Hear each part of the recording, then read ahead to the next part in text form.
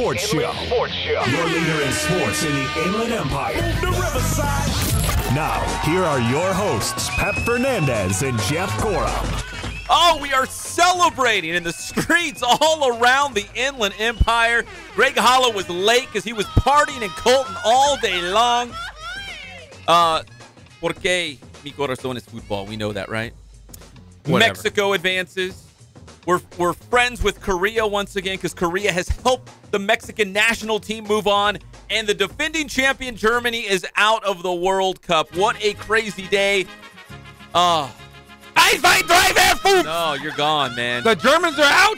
Mariachi time. Oh, my super orbital ridge. Man. My German self is really sad. I didn't even know they lost until you just told me. But weren't they? You didn't even know? Dude. Oh, the drama this morning. I have been coaching, Pep. Coach Gorham, you missed it. Listen, the NBA Finals, outside of that first game of the NBA Finals, they kind of stunk, right? Yes, it was horrible. The drama, the buildup, the suspense, the tension, the stress I was going through this morning watching not only Mexico play when they got their butts kicked by Sweden 3-0. But that game didn't matter. In fact, I told my friends, I had lots of friends around me. I said, friends, amigos. Were you hanging out down at the tortilla factory? Yeah, no. were you and drinking some beers early in the morning, like 5:30 in the morning? But I had muchos amigos around me, and I said, friends, turn off the Mexico game, turn on the Germany game against Korea, because that's the only thing that matters at this point. You guys can lose against Sweden, and that's fine. It doesn't matter. You just need Germany to lose or even tie. And Korea did even better, a 2-0 win. So how the heck do you go from winning the World Cup last time to getting eliminated early? That's embarrassment. Football, man. Hey, we're not there. Crazy thing. Italy's not there. Germany's out. They got all these weird countries I've never heard of playing. But yeah, they're all in there. They're all in there. Now, North or South Korea? Or is it just Korea? It's the Republic. It's South Korea, right? Yeah, it's just South Korea. Yeah, but they say it's the Republic of Korea, but it's South Korea. I mean, come on, listen, we just made friends with North Korea. They're not ready to just go to the World Cup. We are pals. But we're friends now. We are pals. Yeah, I remember. And that's good. Hey, the last North Korean I met was a taxi driver in Las Vegas. The last time I was there, we're driving around, and I'm sitting there, and I noticed his name. I said, "Where are you from?" And he goes, "Korea." And I go, "North or South?" And you expect him to say South. South, of course. No. Nobody gets out of North Korea. No. He said, "I'm a North Korean." I said, "Whoa! Wait a second, pull over this car." And then we found out we were pals. We hugged. We pulled over on the side of the road on Paradise Road in Las Vegas. We hugged. I gave him a kiss on the cheek, and we went on our merry way. He took me to my destination. So, yes. So, good job, Korea. Everyone can work it out. Everyone. If I can work it out with a taxi driver, they can work it out on the pitch. Soccer brings the world together. It does. If you're a soccer fan, mildly. I love soccer. You like the Ontario Fury? I love the Fury.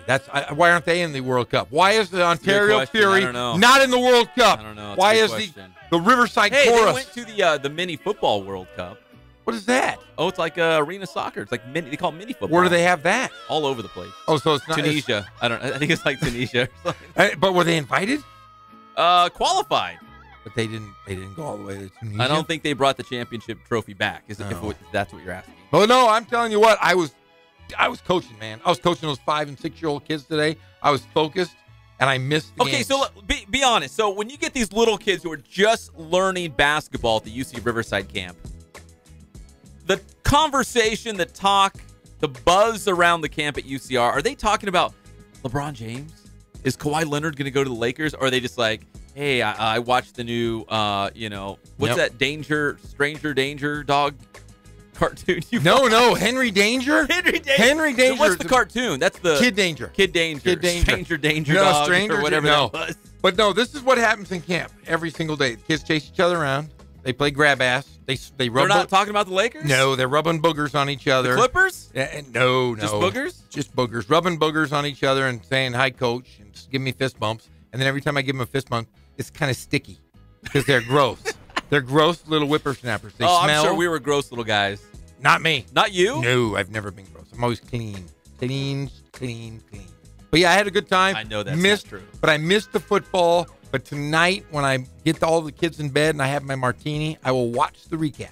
And I will let you know what I thought of the big game. Because I watch all the games on Telemundo.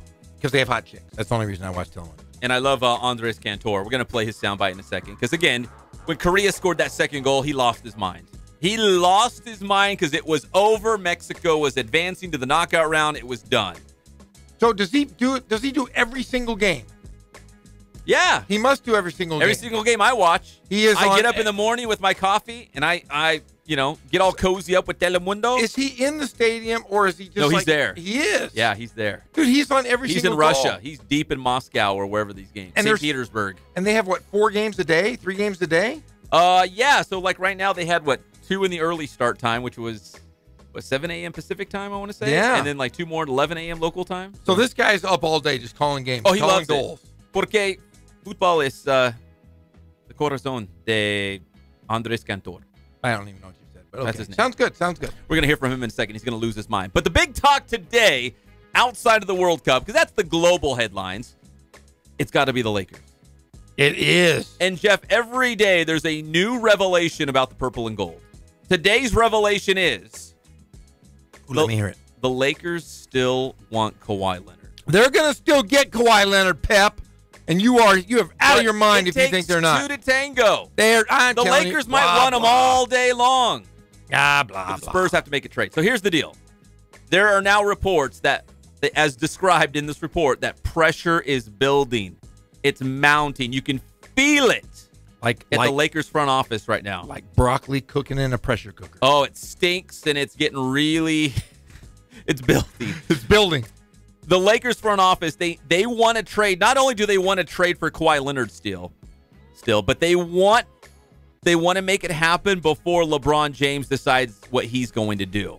So if you look at that little time window, today, tomorrow, Friday, because LeBron James on Friday, he can opt in to that final year with the Cavaliers. The pressure is building like a big pot of broccoli, and it stinks. But they want to put something together before LeBron James makes his decision for Kawhi Leonard. I think this is all posturing. I've said all along that LeBron James would not be the first puzzle piece to fall. I've said this. That's another report that he doesn't want to be the first one. No, and I don't think we've seen the ego on LeBron James. The decision with Jim Gray. He's not going to do something similar to that, but he's also not going to be the first person to say, I'm the first guy in free agency. He's never worked that way. Superstars don't work that way. It's got to be either Paul George or Kawhi Leonard for him to say, hey, I am a Los Angeles Laker. I did hear from a source of mine, a very good source. You got sources. I have a great source. You got lots of sources. That next week we will first finally see Bron. Is that his name? Bronny. Bronny is going to be playing next week here in Southern California for the first time. So but he's in 8th grade, right? It's not a high school summer league team. Yes, he's coming into his freshman year. No, he's 13. Isn't he 13? No, I think he's in 8th grade. He is coming into his freshman year of high school. He is going to be a freshman. I'll have to double check that. And he's going to be with Sierra Canyon next week. So if that is all true, and my sources are pretty good, or my source, then I would have to say that LeBron James is still going to be a Laker. Now it's based on if Kawhi or Paul George or the both of them can make it work. I am a firm believer that Kawhi Leonard, if he tells every team that they're trying to trade him to that he wants to go to LA and he's a rental, nobody will sell the house. The Boston Celtics are far too smart for it. The Philadelphia 76ers don't have enough. They would have to give up one of their big three, and it would have to be either Simmons or the big fella. The Clippers have nothing to offer, and Cleveland has nothing to offer as well. So he's going to be a Laker. It's just a matter of time. There's a second part to this report. What's that? So the Lakers, they still want Kawhi, and they want to put together this package before LeBron makes his decision. Also in this report, it says the Celtics, the Cavaliers, the 76ers, and the Clippers are among the teams that have already made offers to San Antonio for Kawhi. They've already made it. Like, we'll give you this, this, and this for Kawhi Leonard. The Lakers have not made a formal trade offer. No, because they closed the door on him. The door was slammed shut on the Lakers, and they have not even countered with, hey, let's have a conversation. We'll give up these players and these picks or whatever it might take to get Kawhi Leonard. That they haven't even made an offer. These other teams, like the Clippers, have made offers for Kawhi Leonard. That's what we're hearing right now. That's the very latest. Well, the Clippers have nothing to offer unless it's a three-way deal where they can keep LeBron James in-house in Cleveland by sending DeAndre Jordan, who can opt in or opt out as well on Friday. But is he going to command a max contract? I would say no. I think the Clippers are going to move him, but they're going to sign and trade to get pieces because they did bring in the Martian Gortat, who is really going to just be a stand in their center. But he does the exact same as what DeAndre Jordan does. He averages the same amount of points, not as many rebounds, but he can guard bigs, and that's one thing that DeAndre Jordan has a hard time doing. He's a great rim protector, but not a great defensive stopper and not a great scorer, shooting under 50% from the free throw line. The Lakers also made other news today. They made a qualifying offer to Julius Randle. I really don't think he's one of the building pieces going forward for the Lakers. No, but you have to make that offer. You just have to, because you have to have some sort of insurance. If anything goes wrong, you can still re-sign him. And I have a theory. It's for our next segment, but I have a theory about why they made a qualifying offer to Julius Randle. And it's going to make you very angry. I'm very sorry. It's going to make you really mad. I better not. The Inland Sports Show on Fox Sports IE 1350 AM is proudly brought to you by our good friends at Spoiled Quick Quality Oil Change. Right here in the IE, smack dab between Riverside and Moreno Valley off the 215 freeway off of Alessandro Boulevard. Everybody has to get their oil changed, and I know you are overdue, or maybe your wife's car is overdue. Get to Spoiled, get the oil changed right there off of Alessandro Boulevard. Okay, now to baseball. The Dodgers lost to the Cubs last night 9-4. Tough loss. Cubs got off that losing streak. But here's what was interesting. The Dodgers had an attendance of nearly 54,000 people at the Ravine last night. That's the most people to watch a Major League Baseball game in one stadium since 2012, a regular season game. It's like the Dodgers and the Cubs, two of the biggest franchises, but it was a Tuesday night. But you know what they did last night? You know what Greg Holland knows? Kike Hernandez's dad was there. It was Kike Hernandez bobblehead night. I think Dodger fans love Kike Hernandez. I think he's like the unsung hero of this Dodgers team. That place was absolutely packed last night at Dodger Stadium. Enrique can pack the house. But hey, how about this? How does Yasiel Puig feel today? Did you see what he did? What'd he do? Oh, he dropped a routine pop fly and then led to a grand slam the next play. Yasiel Puig cost them that game. He did man up and own it. Yeah. You remember this? I remember not too long ago, a year or two ago, we were saying, if you were going to build a Major League Baseball franchise, who would you take, Mike Trout or Yasiel Puig? I've always said Trout.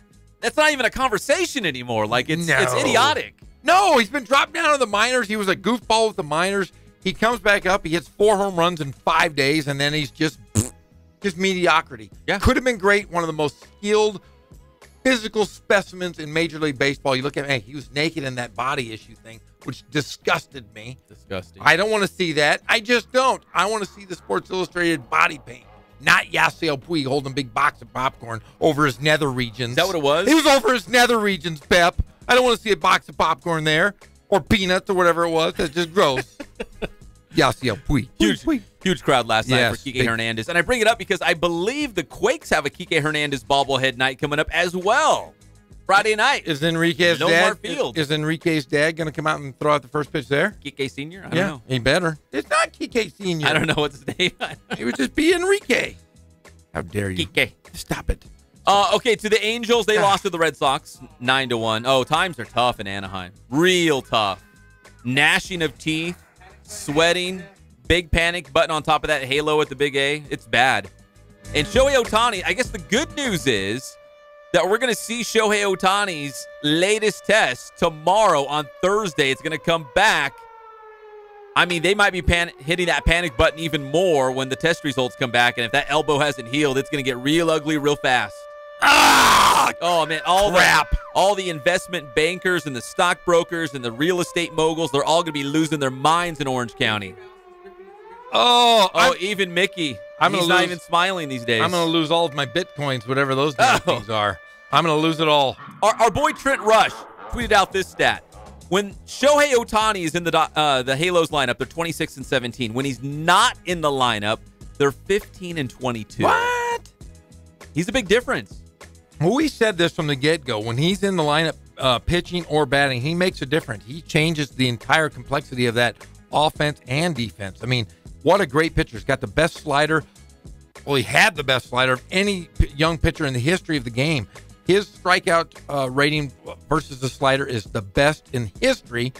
And offensively, we've seen what he could do. He was hitting home runs at a unreal clip over I think it was every 13 at bats. That's incredible for a guy who does not play every single day. He's fantastic, and hopefully the Halos can get it back even as a DH the rest of the way this season.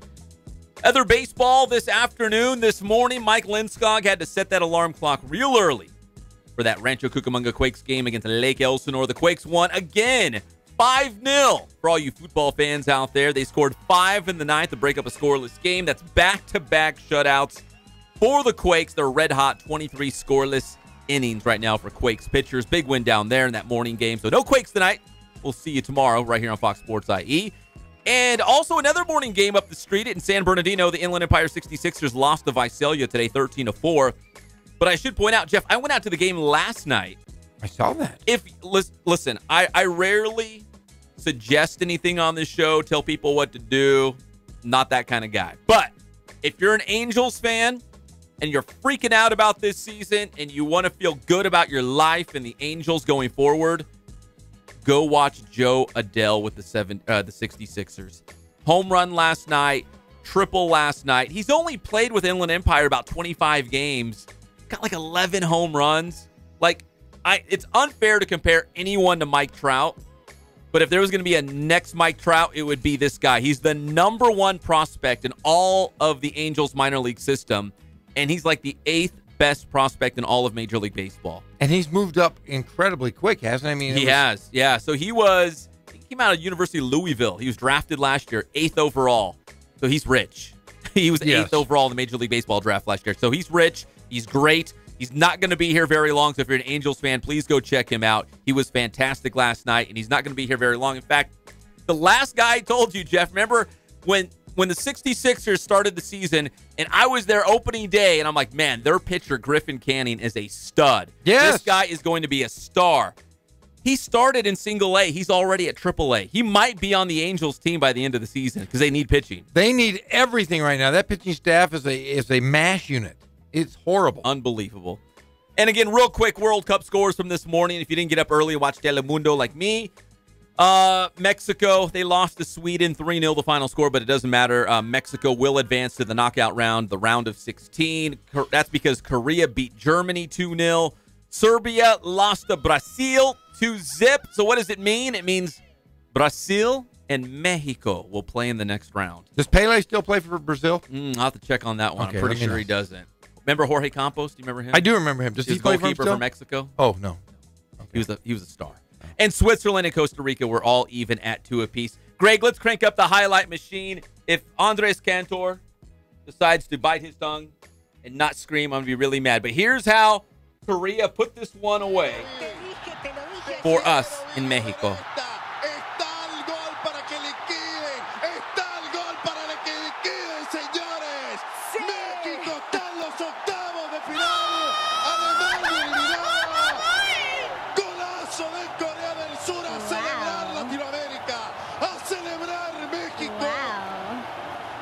Oh, you know what? It wasn't the Telemundo feed. That was some other weird guy. It was like NBC Spanish. Apologies to my guy, Andres Cantor. I know he listens to this show every day. Good we usually go Andres Cantor. His brother or his son is going to come over and yell at you. Remember, we saw him he does the women's. That's right. His son his son does the women's basketball at Cal State Northridge. Remember? And was it Northridge or Long Beach State? No, it was Northridge versus Long Beach when we were there for the men's games. Remember, they were playing before. But he was there for Northridge. Yes, and I'm like, hey, that's the family. That's the goal guy. I wonder if he does it every time they shoot baskets. Does he yell after? That's a lot of baskets in a basketball game. And he was a lot smaller than you, which would really surprise me. I'm pretty big. Because I don't see very many people smaller than you. He was a lot smaller than you. He was like a wee man, just a tiny little guy.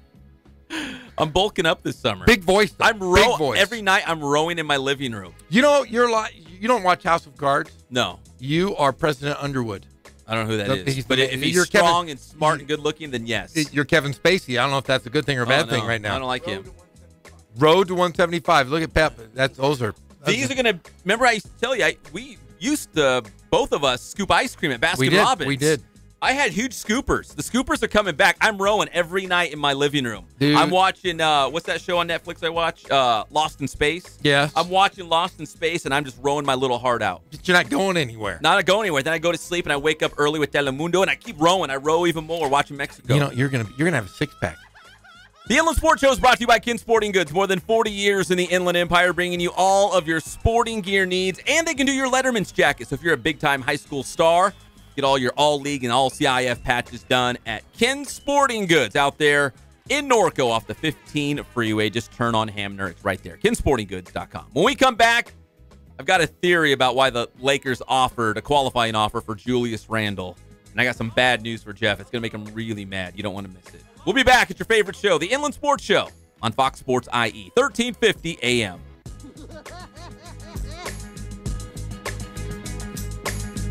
You gonna call me?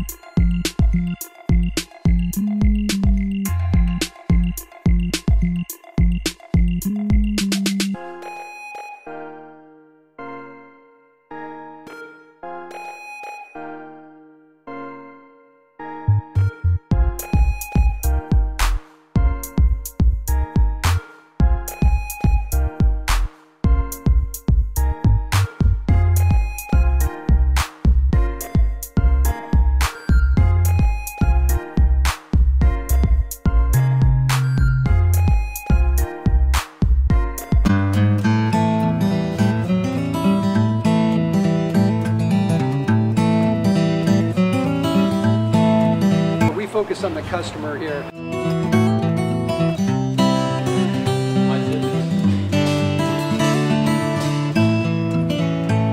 Believe it or not, that is the biggest thing for customers on an oil change. They just want the convenience of coming in, driving in, getting it done, and driving out.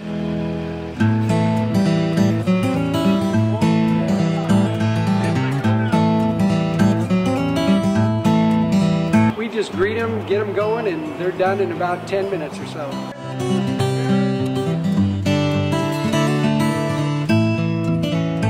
We don't push any sales on them. We do the oil change, and I think that's what sets us apart is our customer service. Vacuumed and cleaned your windshield for you as well. Everything's looking pretty good. You come into us one time, believe me, we'll spoil you and you'll be ready to come back the next time.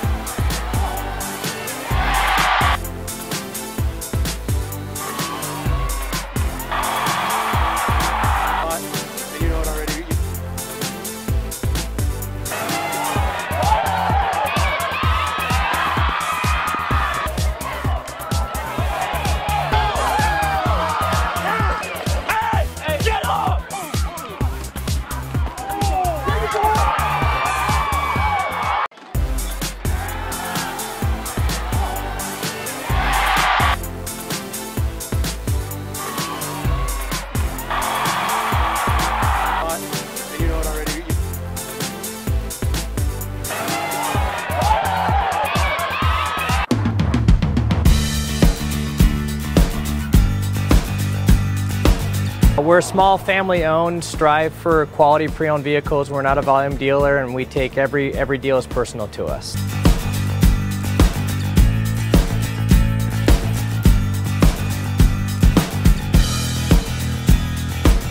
We're a low-stress environment. We're not a pressure sales house. If you want to shop us, you're more than welcome to shop us. We have, like I said, great rates, competitive financing, a lot of one-owner, clean Carfax, clean title vehicles.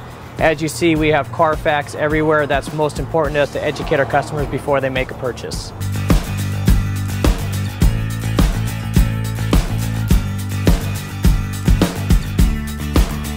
We're right off of Ontario, right off a couple exits off the 15 freeway, off Cahelco, off El Cerrito, and we're right on the main drag going into Dos Logos and the crossings.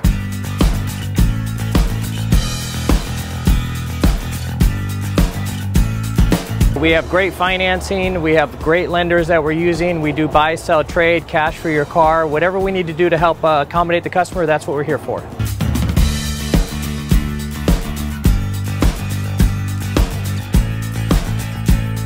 We have a little bit of everything. We start at about $69.95 and go all the way up to $100,000. We have Escalades, we have commuters, we have pickup trucks, we have Jeeps, sport utilities, and if we don't have it, our specialty is finding you exactly what you're looking for.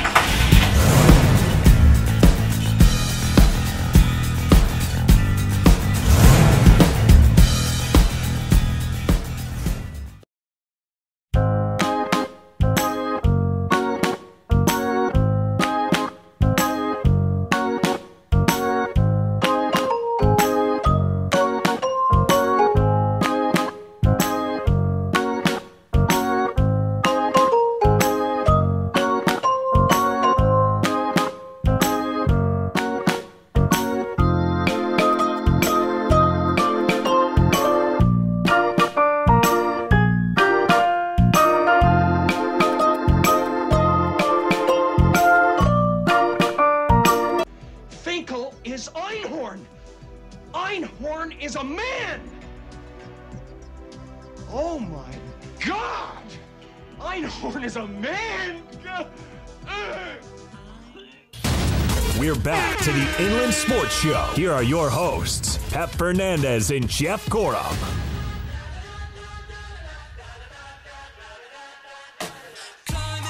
Welcome back to the Inland Sports Show here on Fox Sports IE 1350 AM. Every single day, we're live and amplified 3 to 6 p.m. Nothing but the good stuff here in the IE.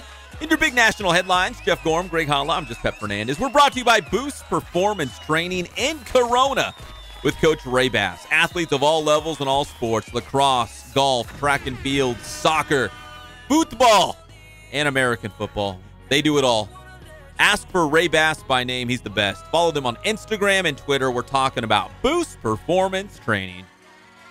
All right, Jeff, here's the deal. Here's my take on the Lakers. So we mentioned off the top of the show that the Lakers made a qualifying offer to Julius Randle, right? Yes. Great. He's okay, right? He's okay. Played a good half of a year to garner some attention for a contract. Yeah, I wouldn't hang my hat on him. No. Here's my theory. What's your theory? That the Lakers may come up empty this summer. Well, if that's the case, Empty. Magic Johnson will be walking away at Well, the he's end of got summer. 2 summers. Yeah. He's got 2 summers. My conspiracy theory is one of 2 things. The Lakers come up empty, and that's why they're keeping their claws in Julius Randle a little bit. Or they get Paul George and DeMarcus Cousins. They don't get LeBron and Kawhi because they're going to Cleveland. Well, I'm going to have to disagree with you once again because I know you're a Laker hater. No, No. I only want what's best. No. Just like they're the hockey counterpart of the Lakers, the Kings. I know you are a Kings fan, but up in Sacramento, you're never going to give love to the Lakers. This is why you are wrong. I try really hard.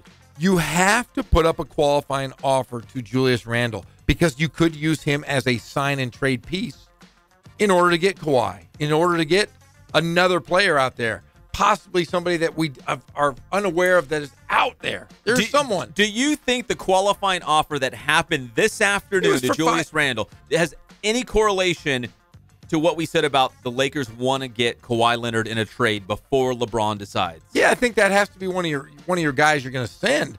It's only $5.2 million. That's a qualify. That's that's the highest they're going to give him. And here's the deal.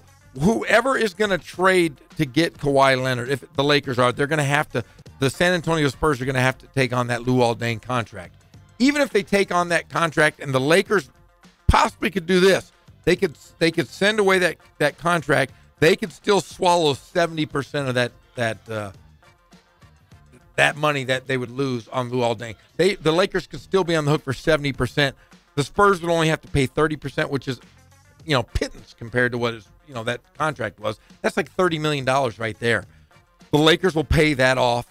I think that you have to keep guys like Julius Randle in the fold just in case you have to use them as a piece, because you don't want to lose Ingram, Kuzma, Ball. Heavens no. And that's the thing, is you would rather keep as many of those young guys in place, especially Brandon Ingram. I think he's really the piece. I think he could possibly be the point guard of the future for the Lakers. So if you get rid of Kuzma, you get rid of Randle, and you get rid of Lonzo Ball, then I think that you're okay still if you can still get Kawhi Leonard and LeBron James. I just have a hard time believing, that the Lakers will get Kawhi Leonard in a trade. I think he could be in the purple and gold someday, just not this year, because I don't think the Spurs are going to trade him to the Lakers. B, the second part of that is, even if they somehow put together a dream package that the Spurs could not say no to, I still don't think it's going to happen by Friday. Friday, we're going to know if LeBron James is going to opt into that player option for the Cavaliers. I don't think things are going to happen that fast. I mean, I think Kawhi Leonard, he's either going to go to Cleveland or he's going to be in San Antonio to begin the season and maybe up into the trade deadline next February. The only thing is, if Kawhi Leonard opens his mouth, and we've yet to hear, he is quiet, as we heard from our friend. He is quiet. Once he opens his mouth and we hear from him, I want to be a Los Angeles Laker, the Boston Celtics, Danny Ainge, the Cleveland Cavaliers, the Philadelphia 76ers, and possibly the Los Angeles Clippers, even though they're a bunch of ding-dongs. I think they all back off, and I think that forces San Antonio to make that trade, even if it is at the deadline with Kyle Kuzma, with Lonzo Ball, or possibly a Brandon Ingram. You got to get something, and the Spurs are not going to give away Kawhi for nothing. And if you have a good three guys from the Lakers to help you, I think you have to do it no matter what, even if you hate them. I do believe we landed on the moon, but my big conspiracy is this. Of all these guys that we're talking about, Paul George, LeBron James, Kawhi Leonard, throw Chris Paul in there, I have a hunch maybe none of these guys move. I have a hunch. My conspiracy tells me that maybe they all stay with their current teams. I don't think I do. DeMarcus Cousins will be the only one on the move. But DeMarcus Cousins, the Lakers aren't going to risk it. He had a torn Achilles. We saw how Kobe came back from that torn Achilles. He wasn't the same player. And DeMarcus Cousins is an overweight big man who is really hard on his body, who is a known cancer. You knew it when you had him in Sacramento. He was a great player, but he made our team worse. In New Orleans, what happened? The addition of subtraction of DeMarcus Cousins makes New Orleans a better team. Yeah. Why swept Portland in the first round? Why would the Lakers take him? He's going to want a max contract. If I was going to take him, I'd take him for 2 years, maybe a 1 year deal to see how you do, but I wouldn't overpay him. I don't think anyone else will as well. He could end up back in New Orleans. I love a good rumor. And another rumor is, and again, this is it's all hearsay right now, these rumors that we're hearing about LeBron and the Lakers, and can they get Kawhi before LeBron makes a decision? And LeBron doesn't want to be the first guy to make the move. He wants to see what the other guys are going to do. There's also another rumor floating around that Paul George has told the media that he feels like there's unfinished business in Oklahoma City. He's got a bad taste in his mouth, the way it all ended. He can have a bad taste all he likes. He's playing with two of the biggest ball hogs in the history of the basketball. Who's the number one player in the NBA who handles the ball more than anyone? There's two players. I can tell you, number one and number two. Buddy Hield. No. Actually, ball in his hands more than any. There's two players in the NBA. LeBron James. Nope. He is not. Ben Simmons. Nope. 0 for 2? 0 for 2. Oh, James Harden. James Harden is number 2. Wait, he handles the ball more? Russell Westbrook, number 1. Number 2, James Harden. Yes. More than Chris Paul? More than Chris Paul. See, that's a problem. That is a problem. But see, it works because Chris Paul can shoot. James Harden's one of those guys that is off the dribble, probably the best scorer in the league. Chris Paul will bring the ball up the floor, gets it to James Harden. James Harden dribbles off picks, dribbles all over the place. He commands the ball more than anyone. Can you imagine this? You had at one time, you had Kevin Durant, Russell Westbrook, and the Beard all on the same team. Could you imagine if they did that now? They couldn't coexist. They couldn't. I mean, it sounds great in theory. Yeah. But man, they're all 3-year MVPs. Kevin Durant, if he doesn't get the ball, what is he going to do? He's not a stand and shoot guy. Russell Westbrook he goes and gets every rebound in the gym. I think that hurts him, and the Beard just gets angry and wouldn't play anymore. That would be a dysfunctional program right there. All 3 good players, all MVPs, but man, no way in hell Paul George goes back and plays with Carmelo Anthony, who is a shell. That's why he opted in. He wasn't going to get anything. He would have got a veteran's minimum because no one wants Carmelo Anthony. Nobody. He's going to take his money and go home. He's going to take his money for a year, and then he'll be a free agent, and we'll see. We will see how much Carmelo Anthony wants to play after this next year because he'll be a bench guy, right? He could be like a Jamal Crawford, right? Come in, score. He won't do it, though. He won't do it. He's already said. He could be. He could be, but will never do so. But one thing Jamal Crawford could do is that he can guard perimeter players. Carmelo Anthony can't guard a soul. Yeah. And there's videos of him, and this really makes me mad. I've talked to a couple friends of mine. Tracy Murray's another one of our good friends. There's video of Carmelo Anthony saying he's working so hard. Look at this video of him working hard. He's jogging. He's wearing a hood. Is he rowing in his living room? No, he's not rowing in his living room. He's not lifting weights. I'll tell you what, if Carmelo Anthony had lifted weights for the first 10 years of his career, he would have another 6 good years left. He's one of those guys that took his money in New York City, married, a socialite, sits around, doesn't work on his game, never lifted, and that is the problem. He is a broke down man because he didn't take care of his body. LeBron James spends $1 million a year to be the player he is, to be the guy that doesn't get hurt. I believe that you lift all the time to prevent injuries, and these older guys don't do it. Did Carmelo Anthony have a workout at UC Riverside? He did. Didn't we talk about that a long time ago? Yes, we did. Yeah. Yeah, and that didn't work out well, did it? No, it didn't. No, it did not. We know the backstory. One of these days we'll share the whole story. Yeah, when Carmelo Anthony is retired or no longer around, we will tell the true story of what happened with Carmelo Anthony. I guess he initially was there for a commercial. Oh, yeah. It's like filming a commercial. Yeah. Carmelo Anthony. Okay, we come back. Outside of seeing the Dodgers batting lineup for tonight's game, my second favorite part of the show is what's coming up next. We're going to read your tweets live on the air because we're asking you what's the biggest high school football games for this upcoming year. Great response on Instagram. Great response on Twitter. We appreciate you guys. We love you guys. Thank you for following us on social media. We're going to read your tweets and posts when we come back. The number one high school football game going into this season when we come back. It's your favorite show, the Inland Sports Show on Fox Sports IE, 1350 AM.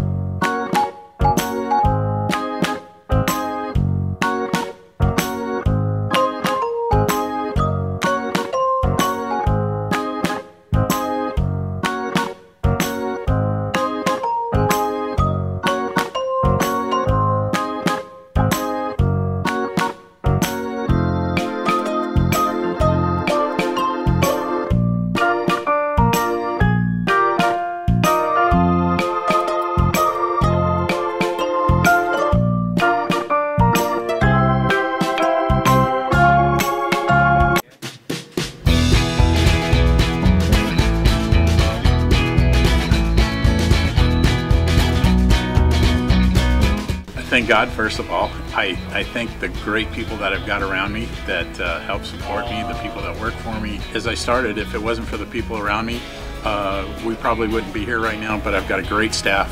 I've got great people that do stuff for us outside the store, and we've been very, very fortunate.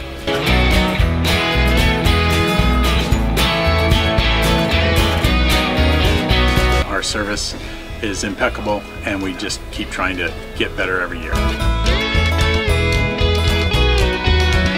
We can do online stuff for your teams, as well as, like I said, the screen printing, the embroidery. We also have 3 women that do extra sewing for us, like tackle tool on uniforms, or the bling or rhinestones for different shirts for the ladies. That's why we have certain racks just for certain schools, and the fun about that is that it turns into other schools that may come in here that aren't as close, that we can do stuff for them as well. We've had very, very good customers throughout the years, and it's just been a blast.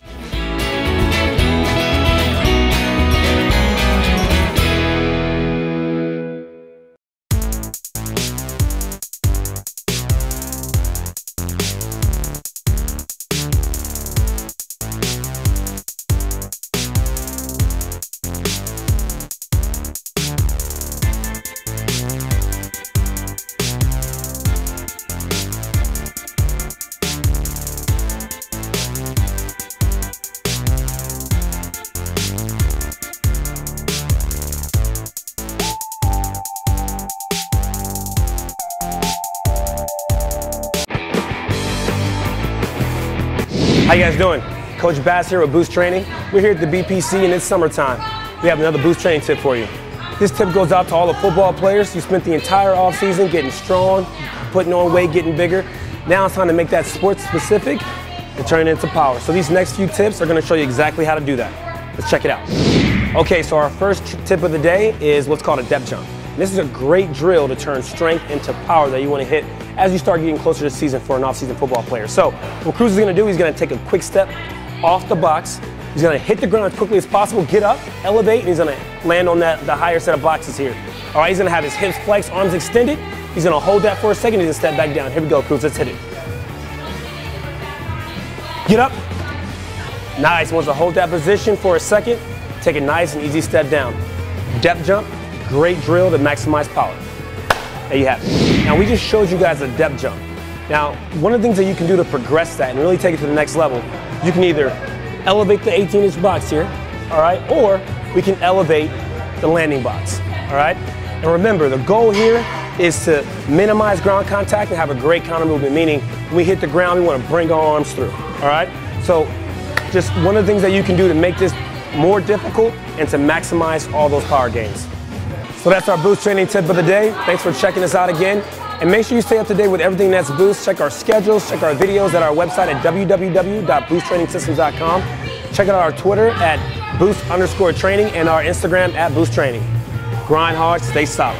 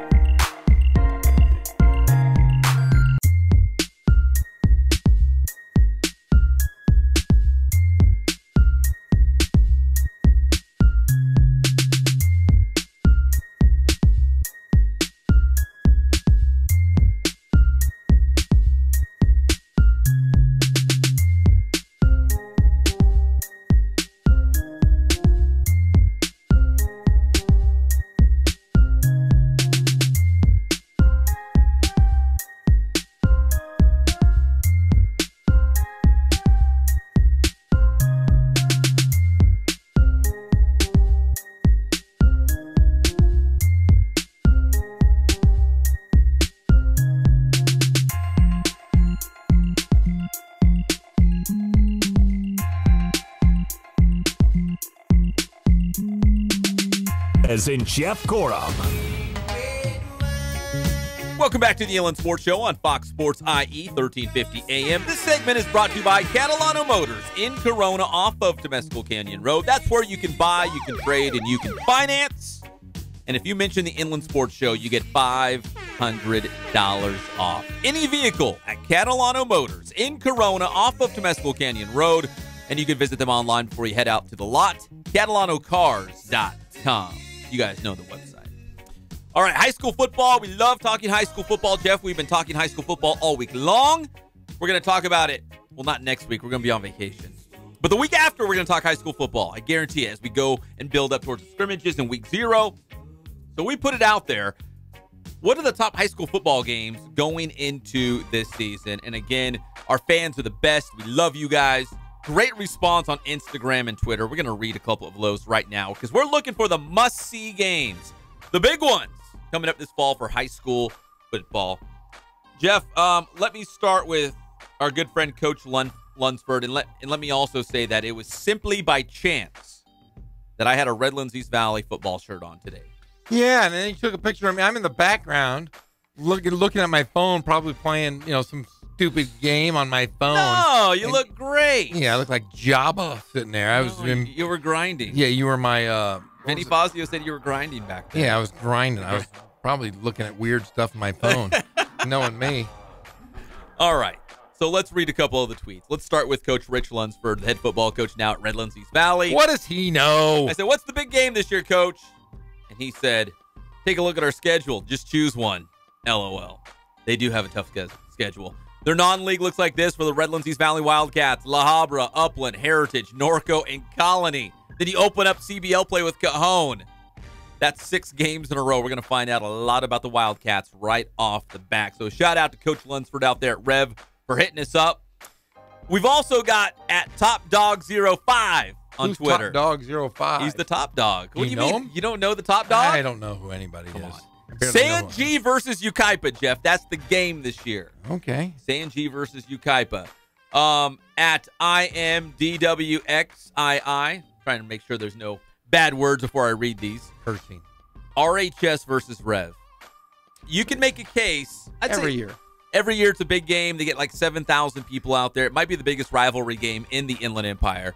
So big thanks to our guy out there, IMDWXII. Scott Rodriguez says, Cajon at Oak Hills. Stop it. Listen, Cajon's non-league schedule, listen, we love all the high school football teams in the IE, but when you look at Cajon's non-league schedule, tell me another non-league that's as tough as theirs.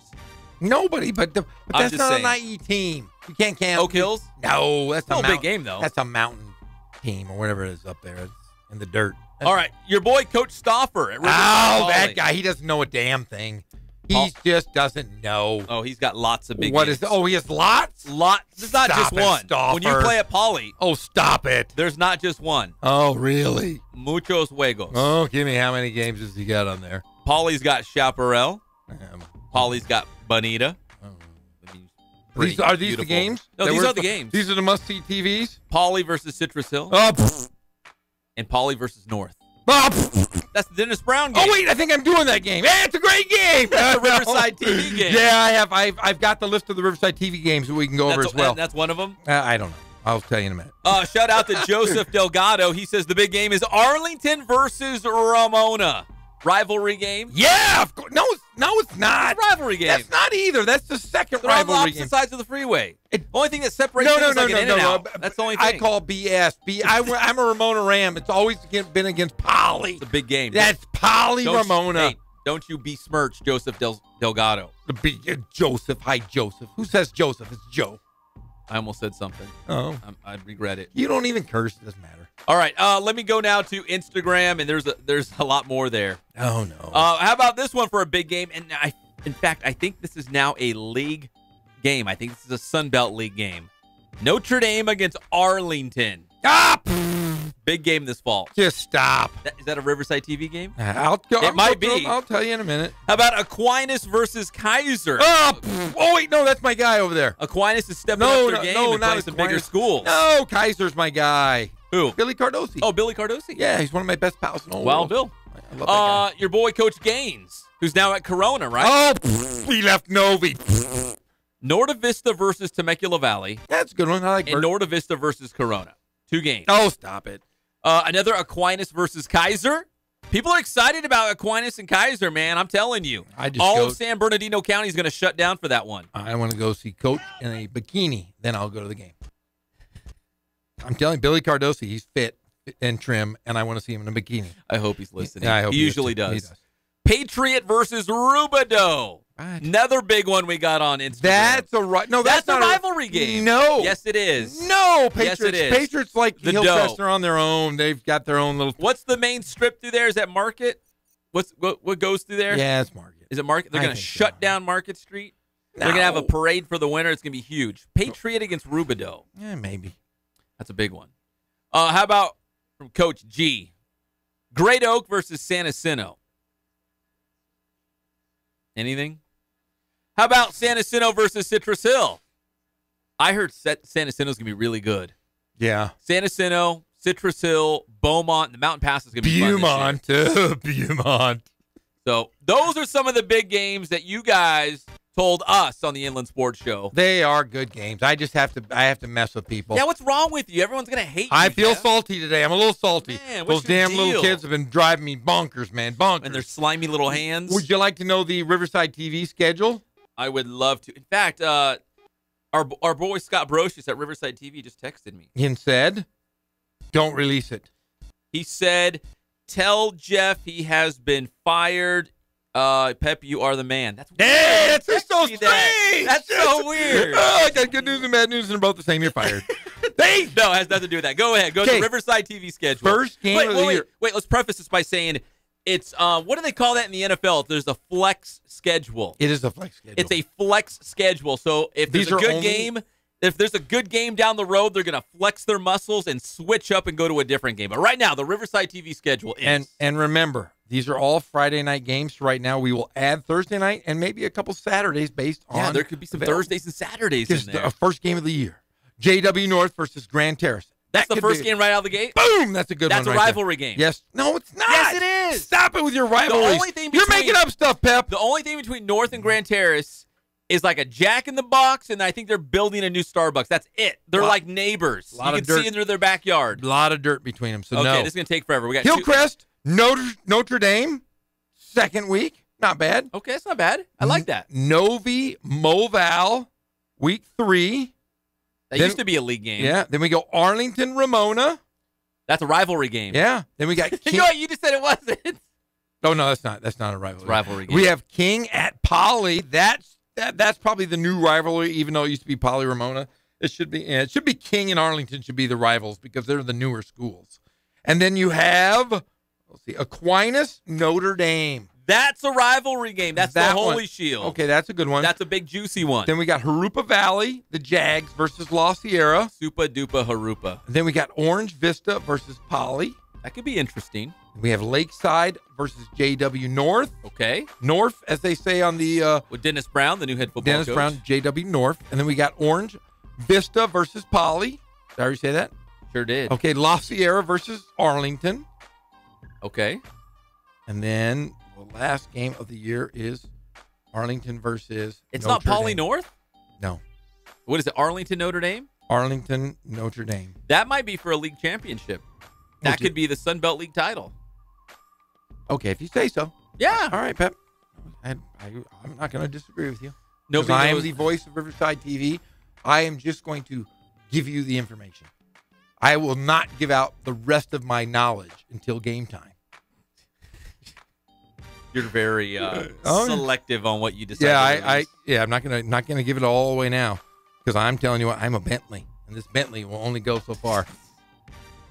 When we come back on your favorite show, we're going to talk about Jeff's playing days in Australia. Didn't you play in Australia? I did. I thought you did. Okay, we're going to talk about his playing days in Australia. And they're coming over to the States. They're going to play some NBA teams, including Ben Simmons, who's Australian, mate. Yeah, they're coming out. This is the second year in a row I think they're doing that. Yeah, it's going to be kind of cool. We'll get you all the details, and we'll talk about Jeff and his days down under when we come back on the Inland Sports Show, Fox Sports IE, 1350 AM.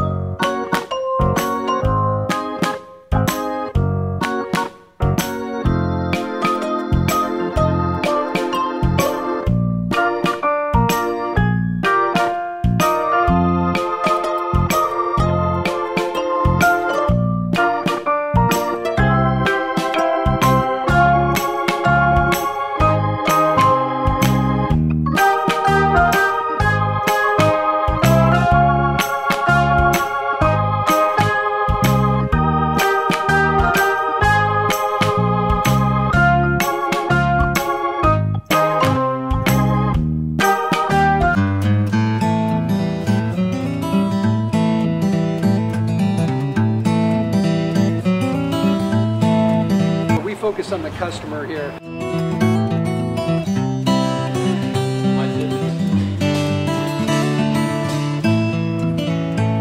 Believe it or not, that is the biggest thing for customers on an oil change. They just want the convenience of coming in, driving in, getting it done, and driving out.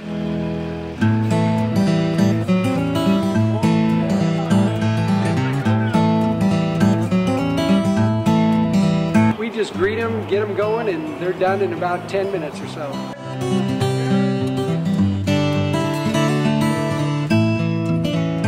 We don't push any sales on them. We do the oil change, and I think that's what sets us apart is our customer service.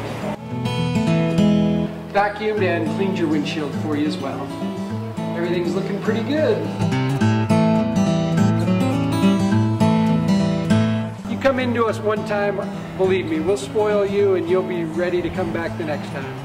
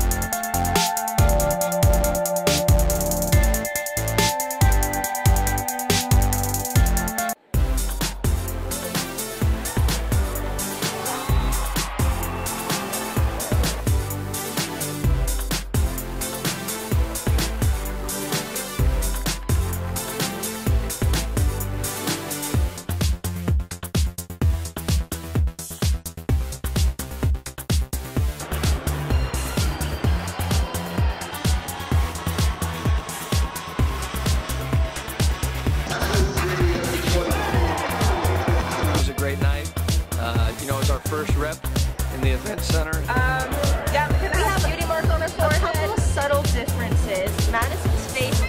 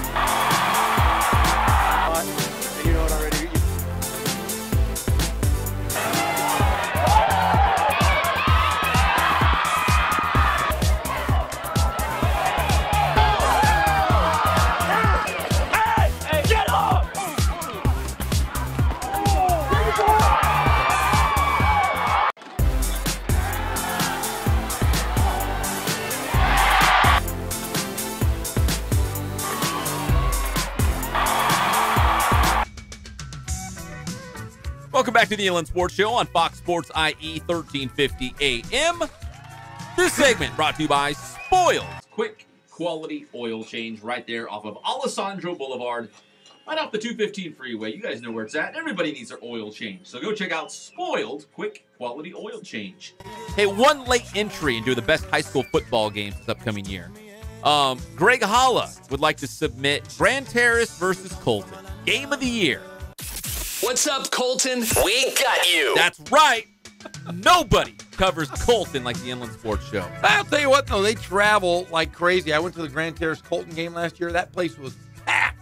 They weren't you even. did? Yeah, That's they right. weren't. They weren't even gonna. You know, I was. You did go I to did. that game. And I didn't want to go on the You Grand dirty dog. Terrace. Grand Yes, you Terrace did. side looked crazy. I said, that's too many people for me to go. So I went over to Colton side. There's nobody there? There was nobody. Oh, okay. Oh no, it was packed.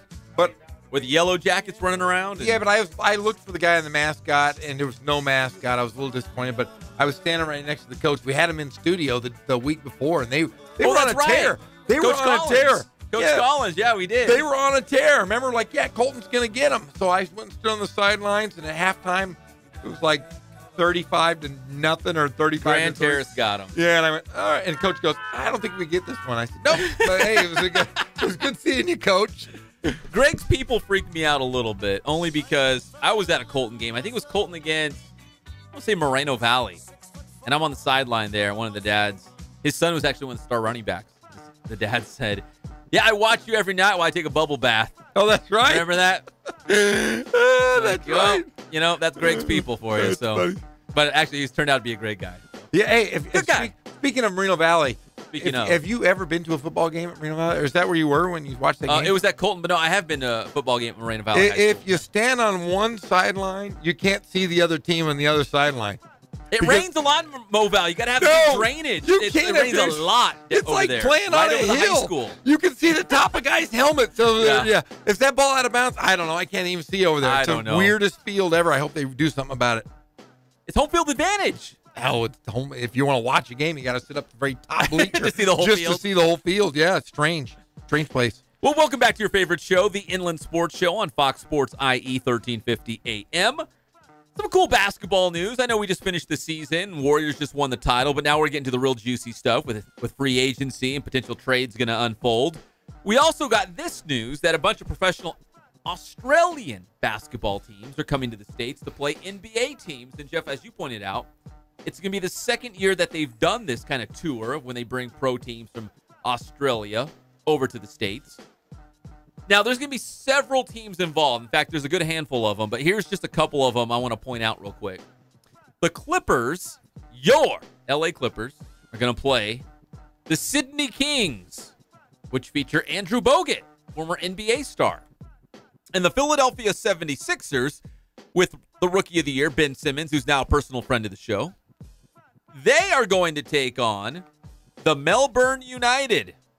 These games are in September, like the end of preseason, like right as you get into the regular season in the NBA. So, Jeff, I guess my question to you, because you played professionally in Australia. I did. I mean, is that a high level of basketball? Are these going to be blowouts? Are they going to be fun? I mean, at this point in preseason, I'm sure the starters are going to play, like 10, 15 minutes, and then it's going to be the backup guys the rest of the way out? No. If a lot is different from the NBA preseason than it is in the NFL preseason. The starters will get the majority of the time, especially against a team from outside of the area. You can't go and you can't make it a close game. You don't want to go, hey, we just lost to an Australian team, the Wollongong Yellow Jackets. Oh, I've heard, they're good. I've heard of them. You can't lose to a team like that. But the NBL is a very good league, probably the second or third best league in the world behind the NBA. Is it really? Oh, yeah. If you were going to take the NBA out of the equation, how would you rank the overseas professional basketball leagues? European, like right now, not when you played, but like what would you say, like right about now? I would say the Spain European leagues of Spain. What's the soccer team? Real Madrid. Well, they have a basketball team that's similar to that over there. Is that where Rubio played? That Rubio or was there. Luka Doncic? Is that where he played? Real Madrid? Or was that Barcelona? Barcelona. No, the guy Marcus Slaughter, who was a John W. North player, played for the Chicago Bulls, San Diego State. He made a name of himself. Has been a world champion several years over. Has made millions of dollars playing in Spain. But I would say the European League is probably 1A, and then I would go Australia 1B. The NBL is very, very good. Is it? Yeah, they've had great players. Andrew Gaze was one of the best players, played at Seton Hall. His dad, Lindsay Gaze, was an Australian legendary coach, coached in Melbourne, coached the Tigers for 35 years. I played for the Brisbane Bullets, which was another good team. Usually back in the day, you'd have 2 Americans play per team. But I would equate it to more like a Division I basketball team. So if you're a big-time college Division I basketball player and you go over to Australia, you're playing. It's the kind of the equal of that. So, like, if a D League team played Australian team, is that pretty on par? No. I think the D League is below that. D-League, the Australians are better. Australians are better, and so I would say European League is better as well. You have probably a couple better players playing in the D League or the G League or whatever it's called. Well, they just mentioned Andrew Bogut. He's a little long in the tooth, but Andrew he can still Bogut, play. Made his bones playing for Australia, and you got to think of the Luke Longley, another guy played on the national team for a long time. And like I said, Lindsey Gaze was the national coach for Australia for 35 years. But there's really good basketball players. A lot of guys. Matthew Dellavedova, another Australian guy. Ben Simmons, local, the latest additions here in the NBA. Patty Mills. Well, there's been players that have been very, very good. I say one of the best college players I ever saw, best shooters, like I said, was Andrew Gaze. But yeah, I'd equate it to Division I basketball, high Division I basketball. It kind of goes back to the NBA really trying to jump in front of this push to be a global game. I know the NFL is trying to do it, and in London and Mexico City and some of the things they're doing. But the NBA's big in China, it's big overseas. Maybe they're just trying to crack that Australian market and bring on some new fans. Andrew Bogut, even a casual, I think, NBA fan would be like, I've heard of Andrew Bogut. He's pretty good. I had no idea he was playing for the Sydney Kings. And actually, that game with the Clippers against the Sydney Kings, that game's going to be in Honolulu. It's not even down here in Southern California. That game's going to be in Hawaii. So I'm assuming it's going to be, you weren't there, the Hawaii, University of Hawaii Arena. Yes. Whatever that was the called. big place. Yeah, the Sheriff Center. Stan Sheriff. Yes, the Sheriff. Who is a graduate of Cal Poly San Luis Obispo. We saw his bronze bust, whatever it was, right? Yes, Did he have a plaque at Cal Poly? Yes, in fact, yeah. But, I will say the NBL is a good team. In fact, it looks like most of them are going to be out here. You have Brisbane, Sydney, Cairns, New Zealand. New Zealand has an actual team over there, but New Zealand also has their own summer league or pro league as well. Do they really separate from Australia? Yeah, they do. And that would be a 1AA or Division II basketball. If you'd say it, when I played in New Zealand, it was like playing against little kids. Honestly, I was putting up 40 and it was fun, but honestly, it was just a different style of basketball. They do run great offenses, but the thing is, the athletes are getting better because they're watching the American game. You did touch on the globalization of NBA basketball. We're talking about the NFL might go to Europe. I say the NBA goes globally before the NFL does, and I know that's a big push. I think we'll see several NBA teams in Europe within the next, I would say, 10 years. After the next collective bargaining agreement, we will see at least 2 teams in Europe. Well, I feel like basketball as a whole is already light years ahead of football because you could go around anywhere in the world. Kids are playing basketball. There's professional leagues. You can find basketball a lot of different places. I know now it's beginning to branch out. I've got some friends who are playing professionally in Germany. I know football is branching out. Yeah. But in terms of one being ahead of the other, I feel like basketball just in nature, everyone's playing it. They're playing in Africa, Australia, Asia. And there's so much money to be made in China. The NBA is all in. We have NBA stars. Who was Stephon Marbury? These guys go to China and they clean house and they're superstars. Well, here's the deal. There's a guy just from Jamal Franklin, who from the high desert, actually was a Moreno Valley kid. He's making $3 million a year playing in China, and they play half the amount of games. I think he's put up 50 and 30 rebounds in a game. It's a different style of basketball, but I think it affects the world globally because, for one thing, to play basketball, all you need is a all you need is a ball. You don't even need a basket. You can improve your game by dribbling on the asphalt. Football, it's different. It's a one time of the year you can play, but basketball you can play year round. Another thing is baseball game is too boring worldwide for everybody. We all know that. But football, you don't see their faces, so you don't have an instant response when seeing a guy's face. When you see Michael Jordan, he's Michael Jordan. I can identify Michael Jordan like that. And you can identify, I would say, 50% of the NBA you're going to recognize because you see them on a daily basis. They're intertwined with athletes, or the other athletes. They're intertwined with actors. They're intertwined with rap stars, music stars, because they're on the court. They go to games. That's who watches games. When you watch football, could you tell me, if you were walking down the street, would you be able to tell me 50% of the NFL players? If you No, walked if they right by, walk- no. you probably. I mean, No. you probably could name maybe 10% The local of them. guys and the big stars. That's all I That can is probably it. name. Yeah. But you can identify with NBA guys because they sell brands. You look at all the car brands, music brands, fast food places, shoe brands. They're all anchored by NBA athletes, and you have an instant. No, everybody knows who they are right away. So I think that's why the NBA will expand globally. There is so much money to be made. Advertising. You look at social media. Social and football is still king in America here for one reason: the Easy, Super Bowl. yeah. The Super Bowl. But if you were to ask the average fan, it's mainly because of fantasy football and the Super Bowl. Many more people play basketball than they do football. But it's I think culturally basketball is king. I think sport-wise football is king because you only have 16 games. So, but in basketball you can get 82 games plus playoffs, and there's summer league. There's always a way to watch college, pro, youth. It's always there, and it's year-round. So Australia's coming here to play some of our NBA teams, and again, it's kind of just getting the brand out there. It's almost like I'd consider it like more of like an ambassador league tour. You know what I mean? Like getting out there, promoting basketball, promoting like the stars, because of more so than any league, basketball really, translates to money. It's big money. You know how many sponsors that Kobe probably has? That's huge in China, overseas. Like his brands aren't specific to the United States. His brands that he associates himself with are global brands. Yeah. LeBron James, I'm sure he's doing the same thing. He's probably aligned with companies who are cashing in all over the world. Well, we looked at that list that came out 2 weeks ago on Forbes, the top 100 highest grossing athletes. Yes. There wasn't one baseball player on that list. There was only 2 football players. The rest were basketball. And soccer.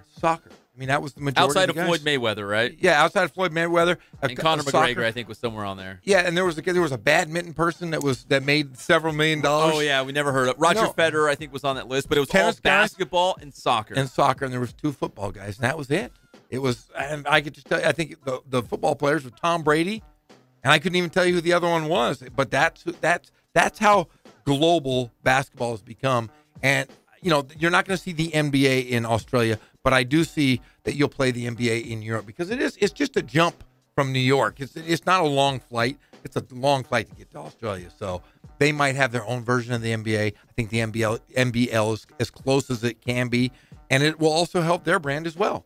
The NBL and the NBA, it will make them raise up because they played NBA teams. It's a win-win for both. Plus, if these are preseason games, you got to think these guys playing in these NBA preseason games, a lot of them aren't going to be on the team when the regular season tips off. If anything, if I was them, I'd be networking, making connections, maybe having a great game to be like, hey, Sydney Kings, I'm available. I'm not going to stick with this team. And I'll tell you what, the reason that I was able to play overseas is because I played, I was playing in the summer. I played for the Lakers in the summer league. I played, in training camp.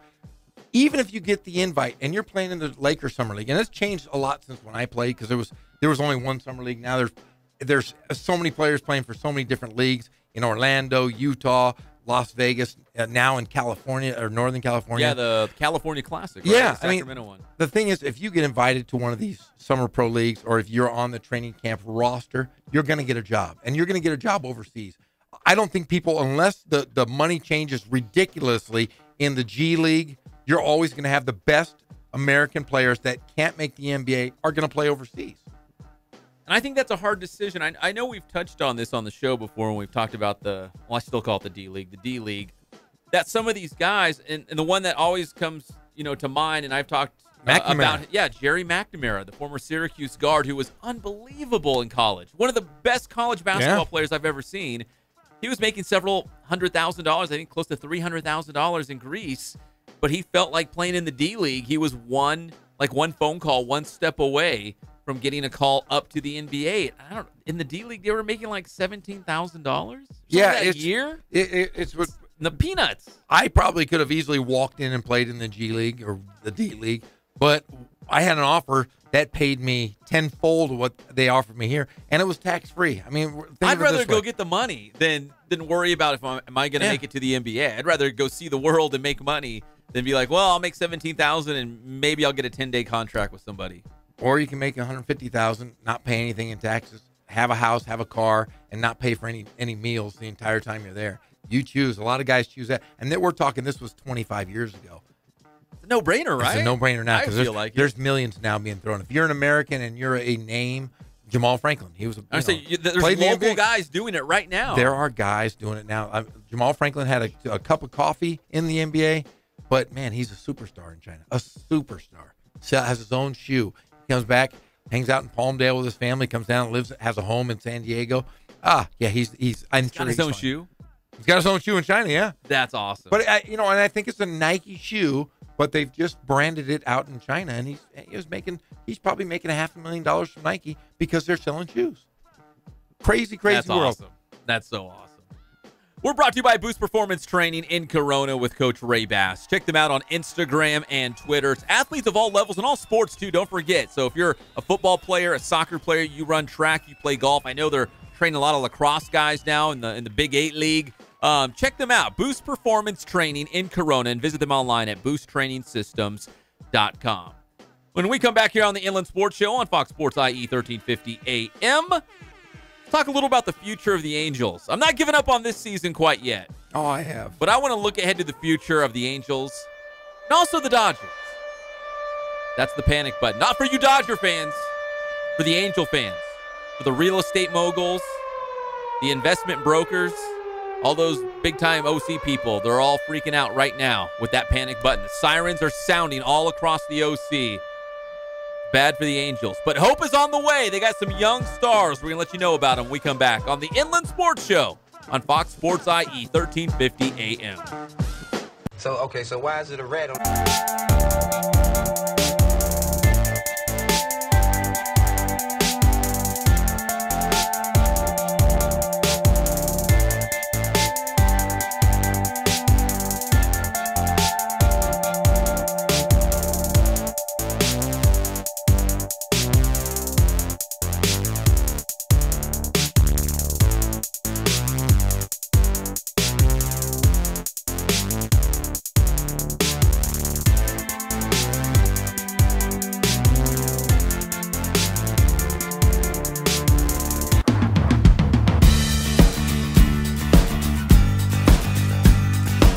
We're small, family-owned, strive for quality pre-owned vehicles. We're not a volume dealer, and we take every deal as personal to us.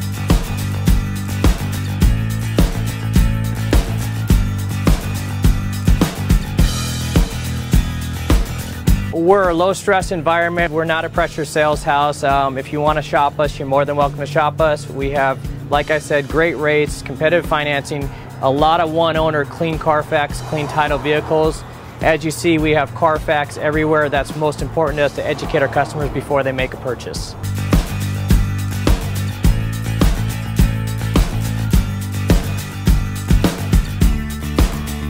We're right off of Ontario, right off a couple exits off the 15 freeway, off Cajelco, off El Cerrito, and we're right on the main drag going into Dos Logos and the crossings.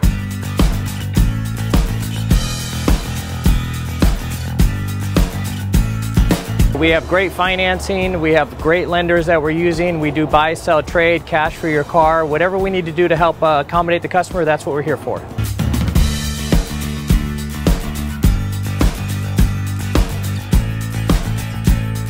We have a little bit of everything. We start at about $69.95 and go all the way up to $100,000. We have Escalades, we have commuters, we have pickup trucks, we have Jeeps, sport utilities, and if we don't have it, our specialty is finding you exactly what you're looking for.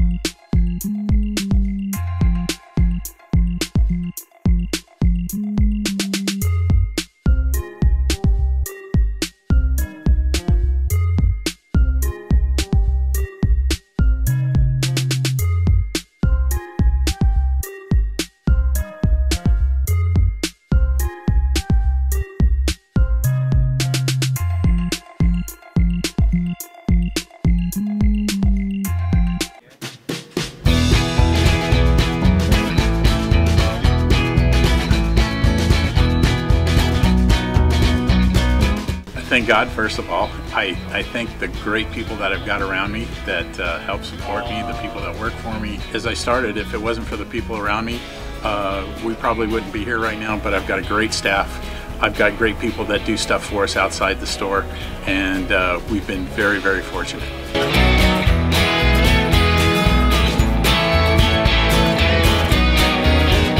Our service is impeccable, and we just keep trying to get better every year. We can do online stuff for your teams, as well as, like I said, the screen printing, the embroidery. We also have 3 women that do extra sewing for us, like tackle tool on uniforms, or the bling or rhinestones for different shirts for the ladies. That's why we have certain racks just for certain schools, and the fun about that is that it turns into other schools that may come in here that aren't as close, that we can do stuff for them as well. We've had very, very good customers throughout the years, and it's just been a blast.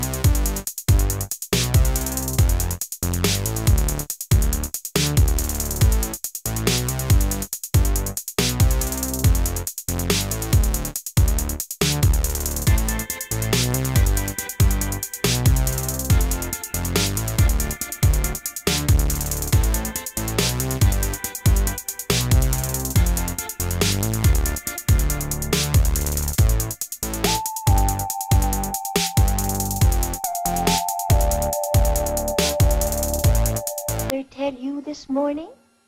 If you can't say something nice, don't say nothing at all. We're back to the Inland Sports Show. Here are your hosts, Pep Fernandez and Jeff Corum.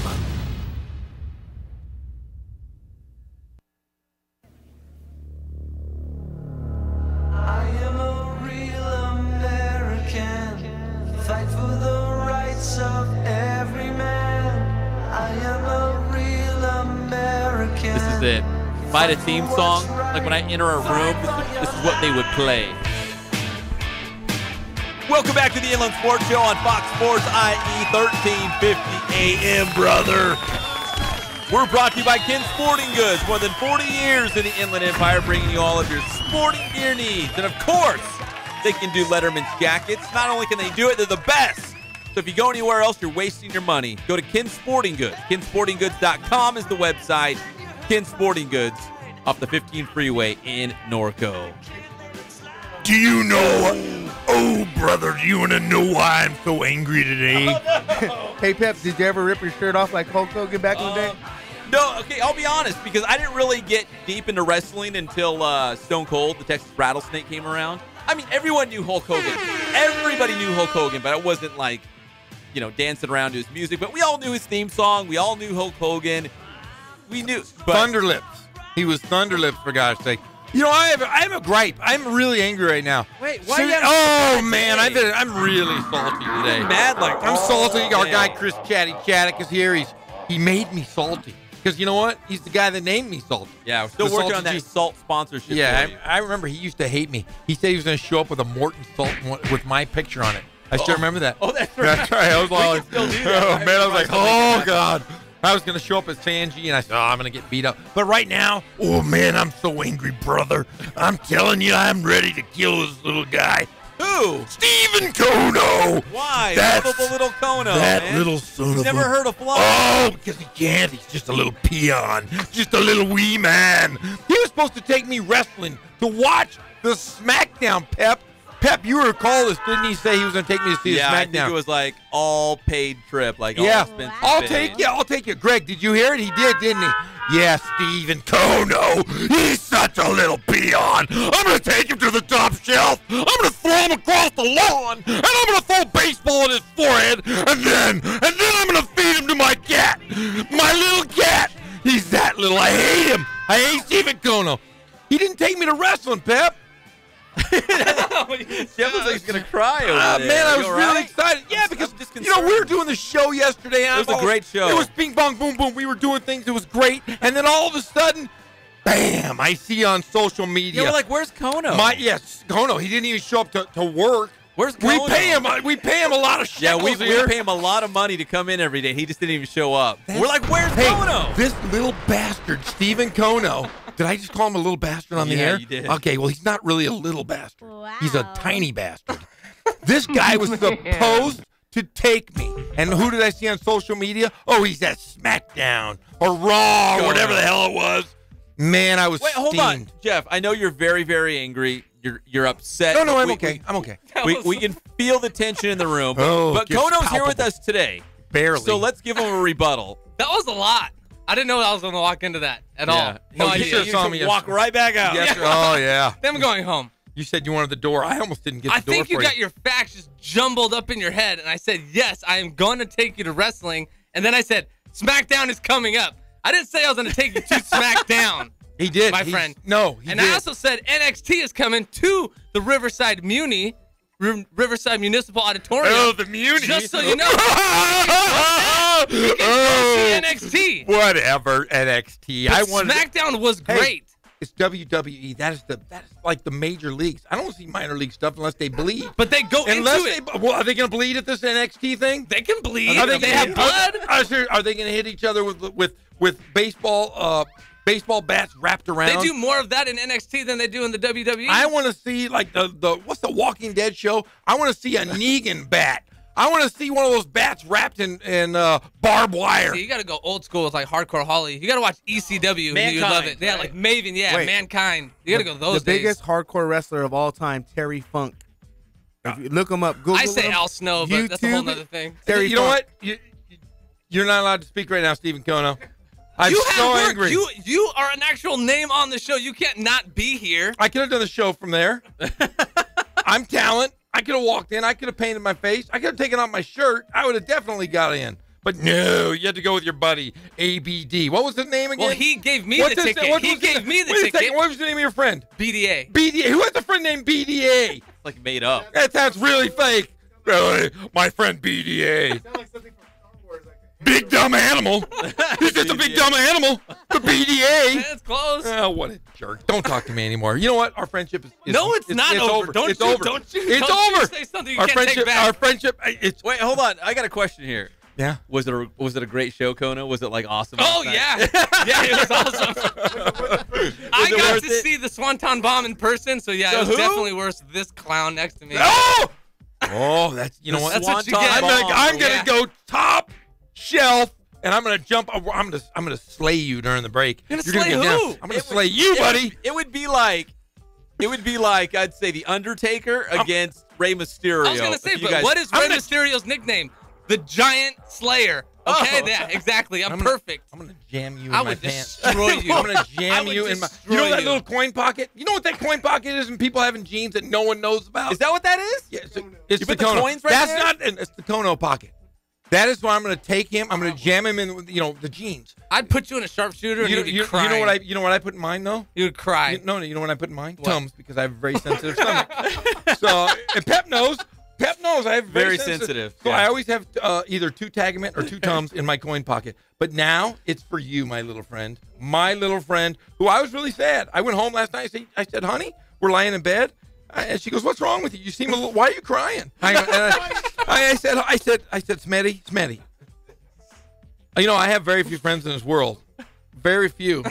But Stephen Kono, who promised me he didn't take me. And we watched. She goes, what's wrong? I turn on the TV. There's Kono. And then there's Kono. She goes, why is that? Who's that little? I go, that's my friend. Who's that little kid with a beard? That's Kono. Who's that little kid with a beard? That's just Kono. And she goes, that's him. Oh, he's so cute. I said, yeah, but that little jerk didn't take me. So I was a little sad. I didn't sleep last night. You sound very... I had to take 3 Ambien, and then I ate a full meal in the middle of the night because of that, and I drove around my block. And I didn't even know it because I was sleepwalking. So thanks, Kono. Thank you. I guess I'm sorry. I didn't know I was walking into this. Oh, yeah. Hey, wait till you see Tracy Murray. Oh, why? Tracy Murray. Oh, he's really pissed. He lives in Chino Hills. He was willing to drive down the freeway and meet us all. But I'm still You could have hung out with an NBA legend. You mean he's willing to hang out with me? No, you could have hung out with an NBA legend. You could have hung out with me, which is always a pleasure. It's always a pleasure. And then you just, you hung out with the big dumb animal.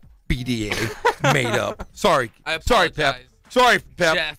Man. Yeah, I'm angry. Sorry, Jeff. Son of a Jeff's very sensitive. I am sensitive. You know what I mean? Like, he's very sensitive, and promises are big to him. Yeah, they are. There's so many feelings in that big body. Yeah, there is. There is. I'm very sad. Can we talk about something else? Bacono, it was an awesome show last night, wasn't it? Yeah, Jeff Hardy, awesome, new face paint. Yeah, it was great. Hey, were any of the Swanton Bomb, Did you see a diva? Yeah. The Australian, you guys were just talking about the Australian Basketball League. Well, there's an Australian wrestler. She is a babe. You are you are a capital grade A hole. That's it. You had work. No, I didn't. I would have missed work just for you. I thought we were friends. Don't talk to me. We are friends. No, we're not. We're not. There was a diva there, and I could have seen divas. That's all I care about. Whatever. Pep, let's move on with the show. He sent me a picture. I didn't have the heart to send it to you. Oh, no, I got it. I felt so bad. Oh, I got it because I follow him on social media, the Kono. Well, we are going to talk about the Angels. Friend. Okay. But that segment is long gone. It's deep in the rearview mirror. We're going to take a break. When we come back, we will talk about the future of the Angels, all that homegrown talent for the Halos and the Dodgers. And I saw a Major Leaguer rehabbing last night because I didn't go to wrestling either. I was at a baseball game. Kono was there with his, who was it? ODB? Old Dirty Bastard? Yeah, you can go with that. No, right. The big dumb animal, BDA. Is it his initials or is it some like French name, BDA? BDA. Actually, nobody knows. He's like a mystery. Then he's not really He's a a friend. mystery. You know my name, don't It's you? underscore TV, though. It's on Instagram. Check it out. But you know my name, right? Everyone knows It's your Jeff. name. It's just Jeff. The Jeezy. It's Big Jeezy. We got it. Mayor in some circles. Yeah, man, that's what they say. Salty. When we come back on the Inland Sports Show, a little baseball talk, the Halos and the Dodgers. We'll be back at your favorite show, the Inland Sports Show on Fox Sports IE, 1350 AM. I want to see Francis. Francis is big.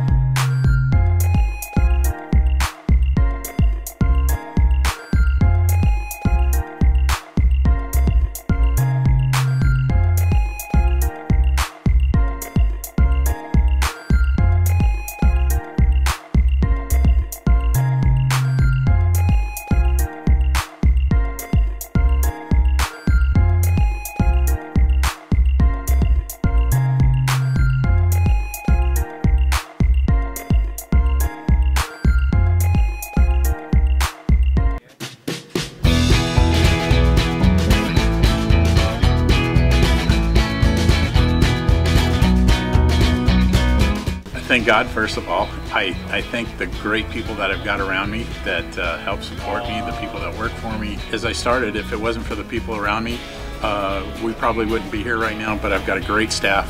I've got great people that do stuff for us outside the store, and we've been very, very fortunate.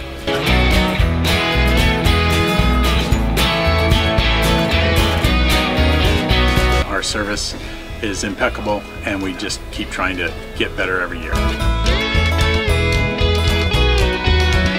We can do online stuff for your teams, as well as, like I said, the screen printing, the embroidery. We also have 3 women that do extra sewing for us, like tackle tool on uniforms, or the bling or rhinestones for different shirts for the ladies. That's why we have certain racks just for certain schools, and the fun about that is that it turns into other schools that may come in here that aren't as close, that we can do stuff for them as well. We've had very, very good customers throughout the years, and it's just been a blast.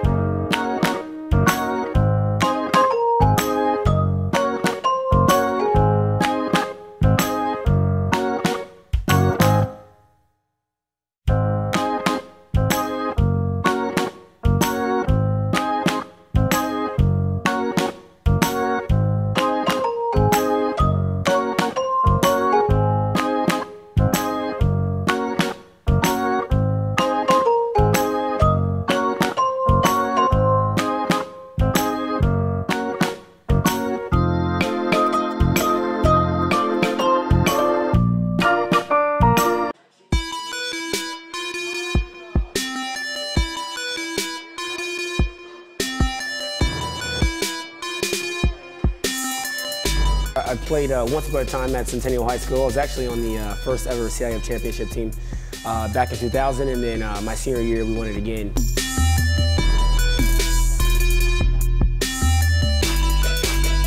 I'd say that's my passion because I've done it. You know, I know exactly where these athletes are at. I know what their mindset is right now. I know how hard it is to, number one, find a performance coach who can take you to the next level.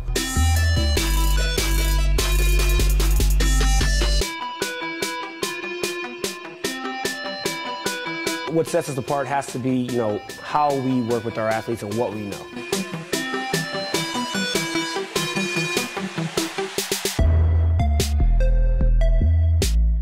We can take an athlete and you know, help them reach their athletic potential, you know, help them, you know, prevent injuries, help get them stronger.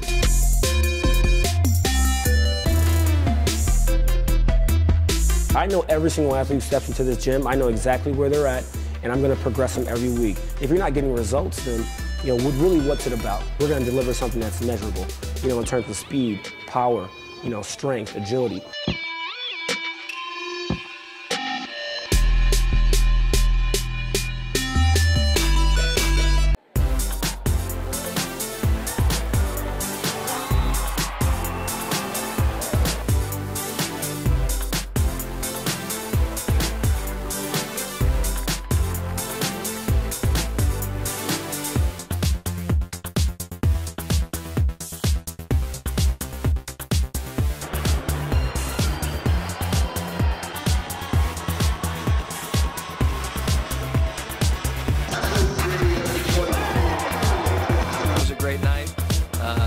First rep in the event center. Yeah, we have beauty mark on her forehead. A couple of subtle differences. Madison's face.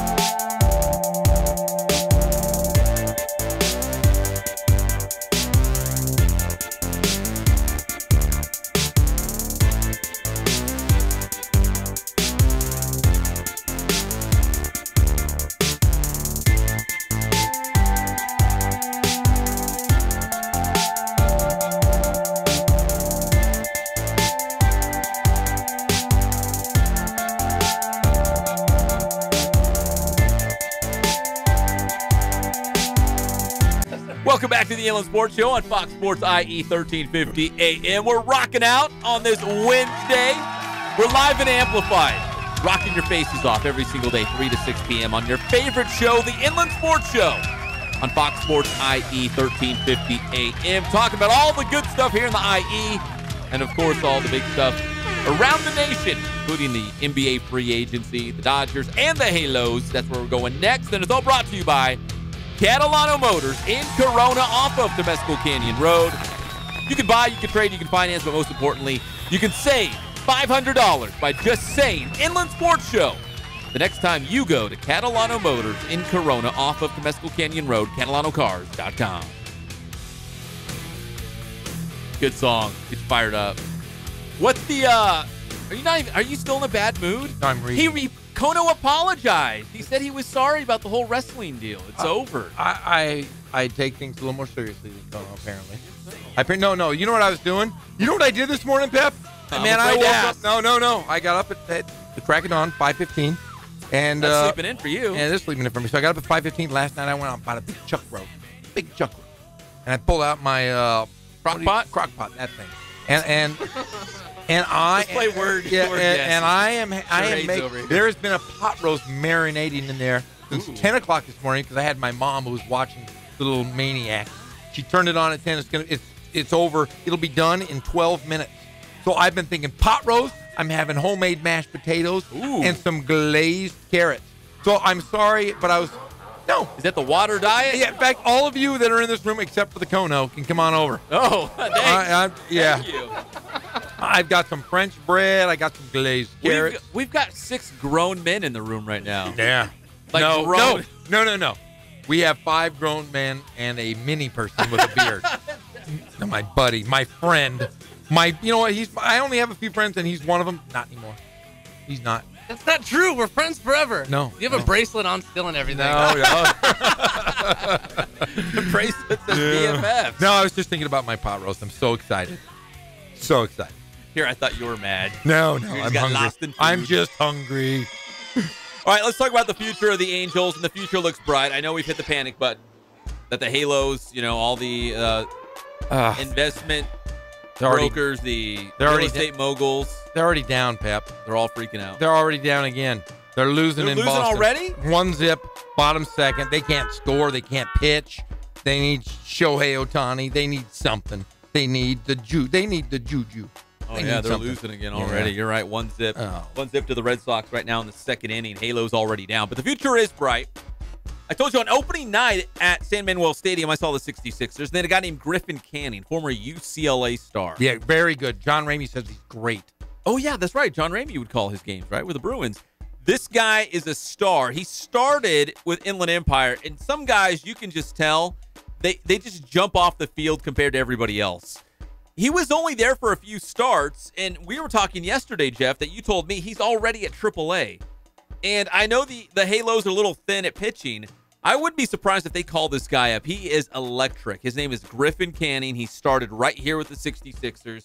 You could tell from the very first pitch he wasn't like the other guys. Remember the old Sesame Street? They had to put the 4 boxes up right in the square, and one of these things don't belong. He didn't belong. Like, he was legit. You could tell he was way above single A already. The 66ers also have another guy, and we talked about him, Joe Adell. I'm not going to compare him to Mike Trout because that's not fair, but Joe Adell is a stud, and he's not going to be with the 66ers very long. So if you're an Angels fan, you got some dudes down in the farm. These guys can play. Some of them have come through Inland Empire. Joe Adell's still there. So if you're an Angels fan, go check them out here in our backyard. But they're going to be in good hands going forward. So the conversation here, Jeff, is it's always a delicate balance between getting that homegrown talent and then adding guys, some veterans to the mix to get you over the hump to be a playoff team. The Dodgers have done it like experts. Think about all the homegrown guys they have right now. Corey Seager, Cody Bellinger, Jock Peterson, Yasiel Puig. He was a Rancho Cucamonga Quake. And then you bring in guys like Justin Turner, who was a New York Met, and I can still slap the Mets for letting him go. But he was a Met. Yasmani Grandal, he came up through the red system. I covered him in the minors. So you add a couple guys from other teams, and you throw him in with that homegrown talent like a Clayton Kershaw, I mean, it's a perfect mix. But that's what the Angels right now are going to have to do because they've got some young stars coming up quickly through the system. They're going to have to balance it out somehow between the guys that they've brought in. I mean, Albert Pujols, he can't be there forever. I know Cole Calhoun's a homegrown guy. He played for the 66ers. But you got to find a place for this Joe Adell. He's going to be up in the big leagues sooner than you think. Same thing with Griffin Canning, too. He's going to be in that starting rotation sooner than you think. I'm curious to see, and I know Mike Scioscia is going to do a great job with this, but I'm curious to see how they balance that between bringing in guys like, let's say, a Justin Upton, an Ian Kinsler, and also farming and bringing up this good young talent that they do have in the minor league system. I've seen it with my own eyeballs. They've got a lot of talent. Now you just mix it with the guys who have been around the block. Maybe they've come from other teams, but that's what the Angels are going to have to do pretty soon.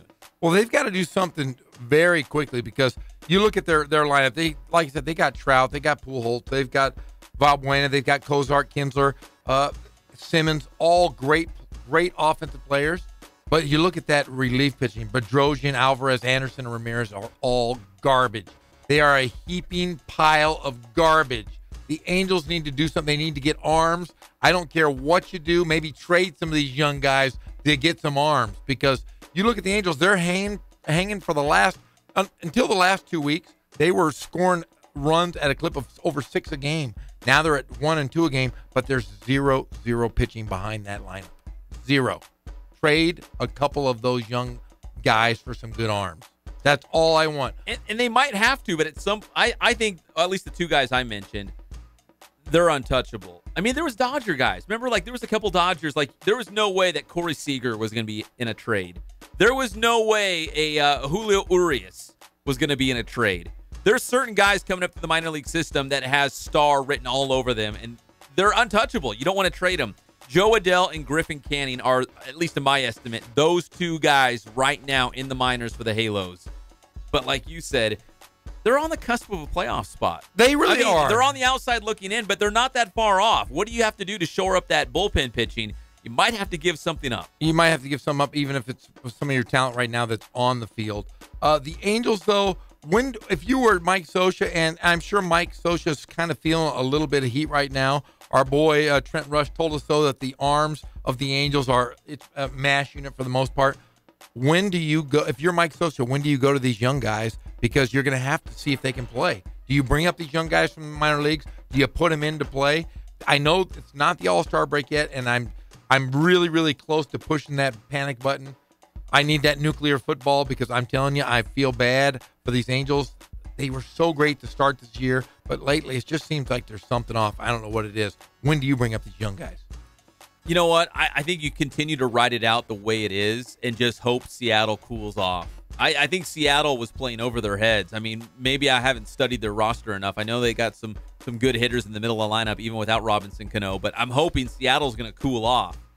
Maybe they are legit. Maybe they are the real deal, and they're not going to. But I'm hoping Seattle's going to cool off, and maybe the Angels can just stay afloat for a while. Maybe they will make some moves. Well, since you and I have been talking the last 5 minutes here, the Boston Red Sox have put 2 more on the board. It's 3-0 Angel or 3-0 Boston. Still bottom of the second. Heaney, one of the bright spots for the Angels lineup. He's actually had some good games. He's had a couple great games. That one hitter was phenomenal. Coming back off the DL, but man, right now he's given up 3 earned runs, 2 bombs. Tough outing here back in Boston. Griffin Canning. Just remember the name. Joe Adell, remember the name. I'm hoping that they're not going to be packaged up in some trade. If the Angels go all in this season and say, you know what, we're gonna do whatever we got to do to get to the postseason this year, but I don't think they're going to sacrifice some of the guys they have in the minor leagues like a Joe Adell or a Griffin Canning. But they're on the cusp. They're right there. They're on the bubble. I mean, they're close to Seattle. Yeah, and the Angels, they're 8 games out of that wild card spot. That's not a ton considering it's not the All-Star break yet, and you got a whole. If this was August, I'd be like, oh yeah, this does not look good. Then you bring up those guys and play them till the rest of the year, but it's still early, 8 games out, just behind Oakland, Seattle, and Boston. Last night I saw Joe Adell, speaking of, at the 66ers game, home run, a triple. Very athletic. I mean, again, he just looks like he does not belong there. One of these things does not belong, and he was one of those guys. I mean, he's going to shoot through the minor leagues. He's going to get to the top. On the other side for the Visalia Rawhide, rehabbing was Arizona Diamondback star Steven Souza. He's had a strained pectoral muscle that's kind of been nagging. He can't get rid of it. He's hardly played for Arizona this season, but he had 30 home runs last year for Tampa Bay. He's a big-time slugger. I saw his first 2 at-bats. It was an RBI single and then a double to left field. So he looked perfectly good last night. So if you're a Dodgers fan, I'd be a little concerned because Arizona has not even been at full strength. They were missing 2 of their starting pitchers, which the Dodgers can relate. But they were also missing Souza, and A.J. Pollock's another guy who's been on the mend getting back to the big league level. So Arizona still is not at full strength, but they will be soon. So now it's really going to get juicy as the Dodgers try to do the same thing, try to get a lot of their pitchers back. Hyunjin Ryu, they're looking at after the All-Star break. Clayton Kershaw, his back's not hurting, so that's the good news after that start on Saturday against the Mets. So I know the Dodgers are looking great, and they're getting healthy, but so is Arizona. And they've got guys coming back like a Steven Souza who was rehabbing last night for the Visalia Rawhide and the Arizona Diamondbacks. When we come back on the Inland Sports Show, Steven Souza's a good guy. We're going to tell you why, because he's one of the good guys who likes to mingle with the fans. He likes to be amongst the people. So there's Steven Souza for the D-backs, and then there's another D-backs player who actually pooped his pants. Wow. That's a true story. What? Wow. He did. It sounds good. True story. Sounds like my friend. Souza and poopy pants. When we come back on the Inland Sports Show. Sounds like Kona. Fox Sports IE 1358.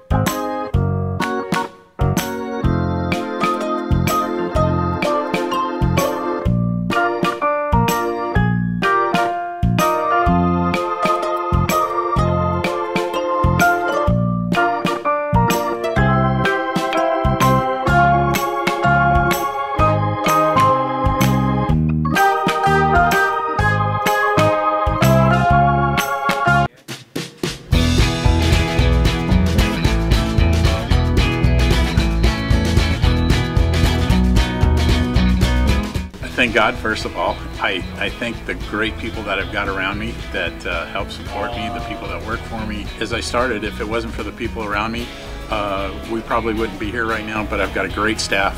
I've got great people that do stuff for us outside the store, and we've been very, very fortunate.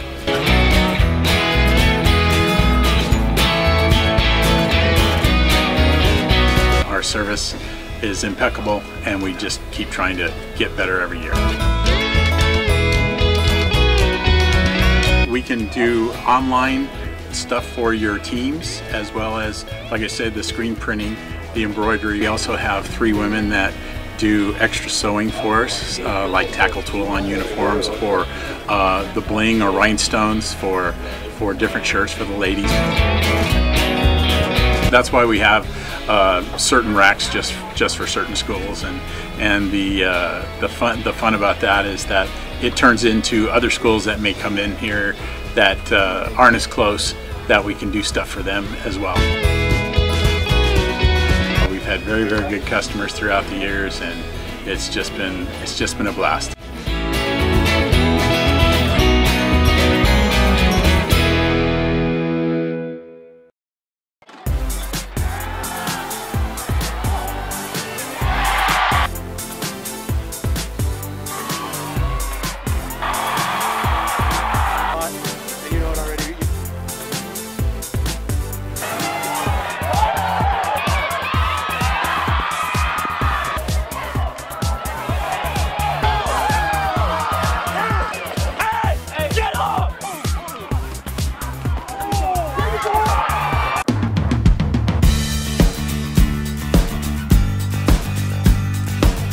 We're a small family-owned, strive for quality pre-owned vehicles. We're not a volume dealer, and we take every deal as personal to us.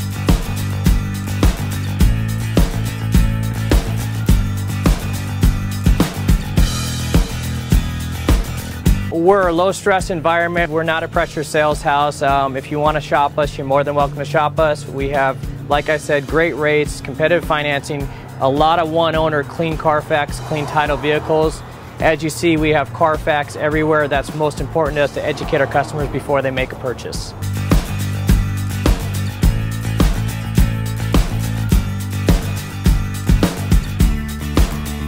We're right off of Ontario, right off a couple exits off the 15 freeway, off Cajalco, off El Cerrito, and we're right on the main drag going into Dos Logos and the crossings.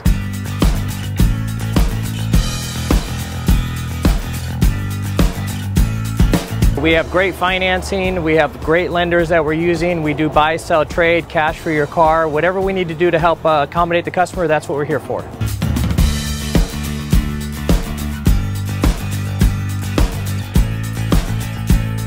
We have a little bit of everything. We start at about $69.95 and go all the way up to $100,000. We have Escalades, we have commuters, we have pickup trucks, we have Jeeps, sport utilities, and if we don't have it, our specialty is finding you exactly what you're looking for.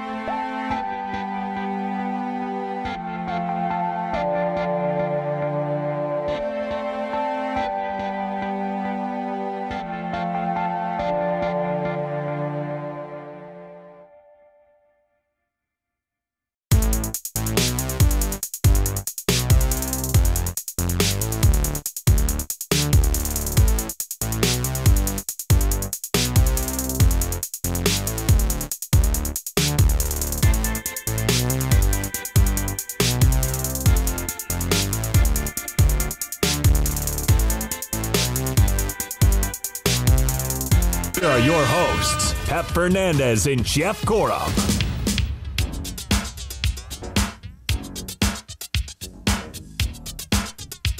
Welcome back to the Inland Sports Show on Fox Sports IE 1350 AM. This segment brought to you by Spoiled Quick Quality Oil Change. It's 5 o'clock out there around the Inland Empire. Lots of traffic. But you know what? You got your car, your oil change is spoiled, so you feel good sitting in the traffic listening to the Inland Sports Show on Fox Sports IE 1350 AM. Right there off of Alessandro Boulevard. It's Spoiled Quick Quality Oil Change. Hey, we got so many grown men in the room today. Coach Chaddick, the DC at Carter High School. We got the legendary Brian Silva, who's one day he'll be governor, maybe even president. He is on every board from here. Lots of boards. Surf San boards, Francisco. hospital boards, School boards. I don't know. Retirement boards. All kinds of stuff. Every board you can imagine. Something. Surfboard. Yeah, surfboard, wakeboard. But right now, if you're watching us live and amplified on the Inland Sports Channel, and I know you guys do that as well, we appreciate that. We got a tweet up on the screen because, yes, we do put your tweets up live as the show happens. And our dear, dear friend, Jeff Steinberg, out there, the head coach of the Beaumont Cougars. He's not my He needs a game. What do you mean he needs a game? He needs a football game. He's short a game? He's short a game. The team they're playing on August 24th, I'll have to look it up who it was. I'm really mad at them, how they backed out at the end. Maybe because Beaumont's so good, they're like, we can't handle them. B-City, can't do it. So they need a game, August 24th. So at Coach Steiny on Twitter, hit him up. You got a football team out there. You know, hey, last year, remember Centennial needed a game. That could have been a match made in heaven, but Centennial's got 10 games this year. Beaumont needs one more. So if you're a coach out there, high school football, thinking, I need a game, hit up Beaumont. Coach Steiny would love to hear from you. Beaumont. He'll take your call or your tweet in between his Canadian Football League games because they're deep in the CFL season now. The regular season's here. Doesn't Johnny Football still play up there?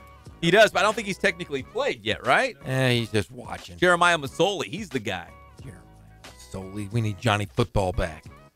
All right, in this next segment, we're going to talk more baseball. I like Steven Souza, and then we're also going to talk about poopy pants. What are you talking about, poopy pants? First, let's start with the good. Okay, let's talk about Steven Souza. Rehabbing with Visalia last night, a couple big hits for the Rawhide. He's a slugger for the Arizona Diamondbacks, and I know Dodger fans don't want to hear that because he's coming back to the lineup soon. And I brought up Steven Souza. I'm like, hey, he was in San Bernardino last night rehabbing. He looked great. He's huge, too. He's built like a defensive end. And our guy Kono out here, when he's not paying attention to wrestling, he's watching baseball. He loves baseball. Yeah, when I'm not pissing off Jeff. Yeah, look at him. He's still mad. Sorry, Jeff. Jeff, you're going to have to get over it. Just think about your pot roast. So salty. Just like the pot roast. Real salty. Kono, you told me Steven Souza's a cool dude. Yeah, I actually saw, I guess it had to have been before they decided to send him down to the minor leagues to rehab, but it was around the 17th, 18th at Chase Stadium when they were playing the Mets. He was, of course, on the DL, but he just decided to walk the concourse in, like, the middle of the game, maybe, like, the third inning.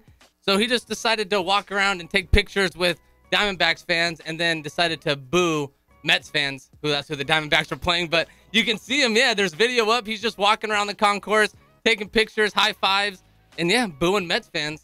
You know what's funny is a lot of the people, the video you showed me, like, he's giving the high fives, and I don't think it registered with a lot of the people that, wait, is this Steven Souza? Like, why would one of the D-back stars just be walking around the concourse? Yeah, because he's full pants and jerseys, everything, yep. But there was a couple smart D-back fans, probably the hardcore ones, that were like, dude, that's Steven Souza, selfie time. You know what I mean? Like, yeah. Facebook gold right and there. he's huge. You're not going to really want to mess with anybody that big anyways. You know what they call D-backs fans? What? D-backs. Yeah, that's right. Yeah, there we go. Yeah, that was my Dodger. Hey, I'm a Dodger all the fan. Dodgers out there. Yeah, we're all you Dodger guys. Yeah. Steven Souza's a good dude, and Archie Bradley has poopy pants. What do you mean he has poopy pants? Explain this. This is all Diamondbacks all the time, and I'm not trying to do this to rub it into Dodger fans, although Archie Bradley was really rubbing it in. What? So here's the deal. This is a true story. And you know what? Probably what I should do is just read it word for word from Diamondbacks reliever Archie Bradley instead of trying to tell the story. So here's the story. And I'll start it with Archie Bradley. Quote, so it's a 2-2 count, and I'm like, man, I have to pee. I have to go pee. So I run into the bathroom real quick. I'm ready to go. I'm trying to pee, and I actually blank my pants.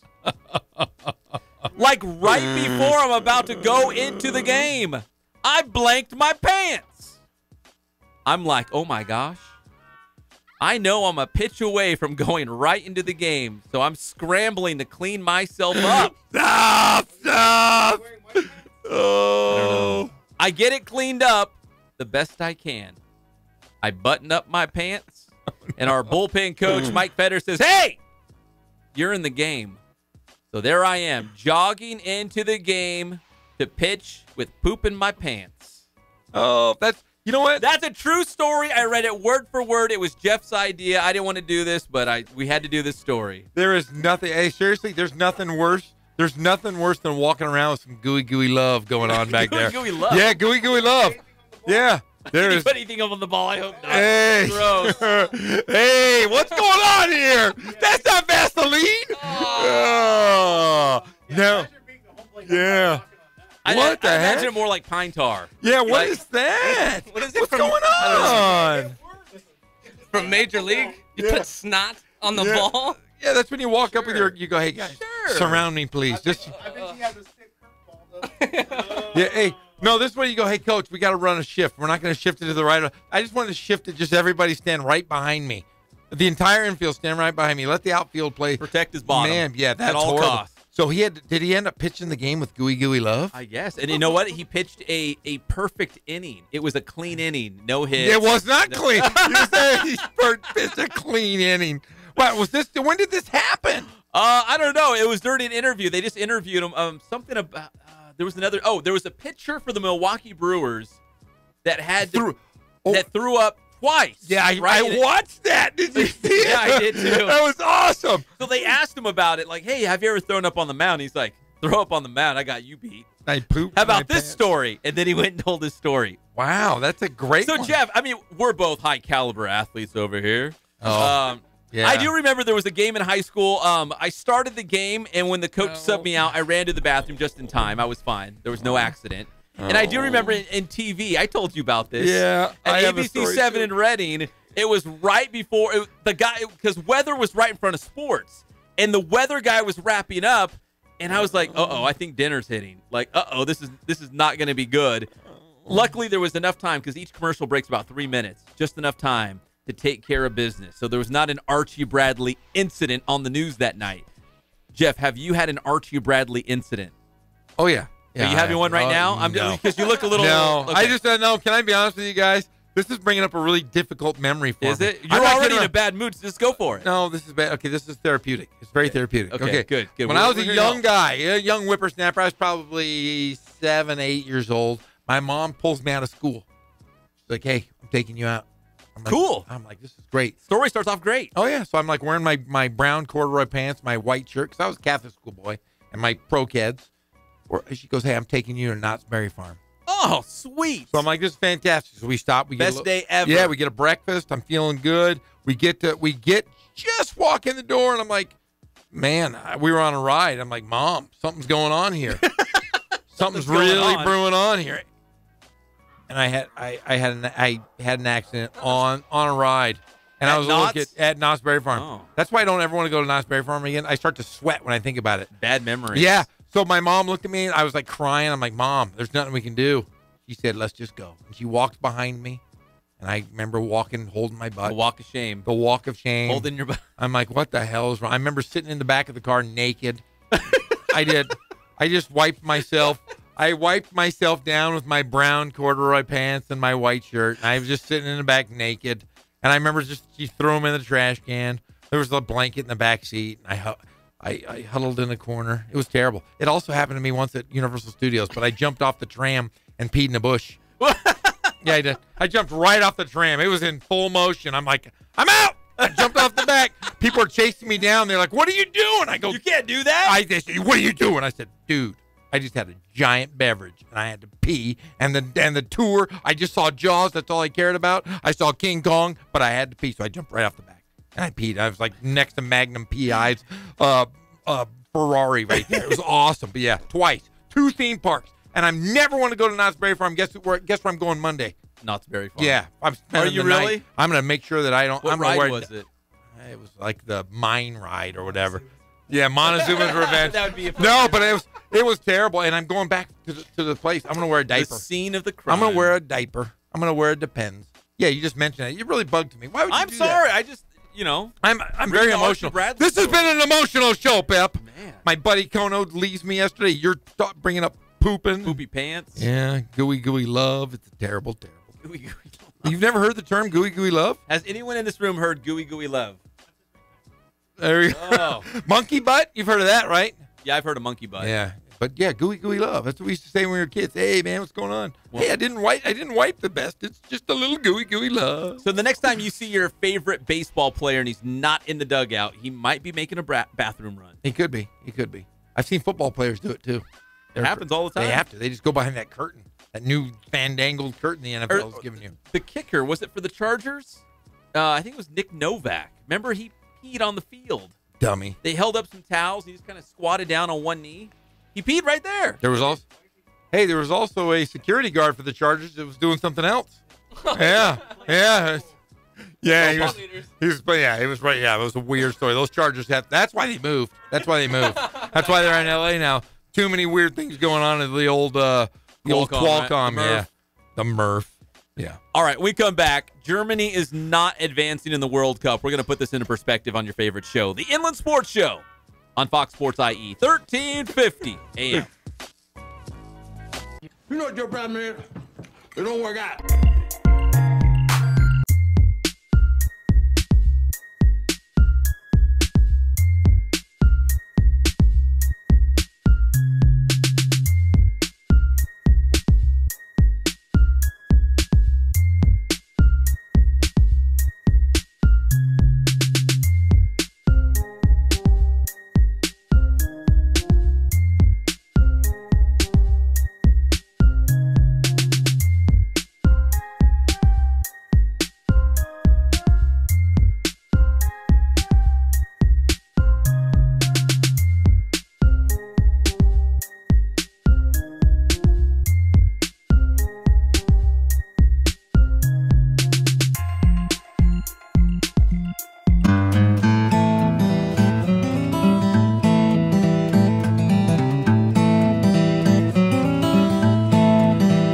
focus on the customer here.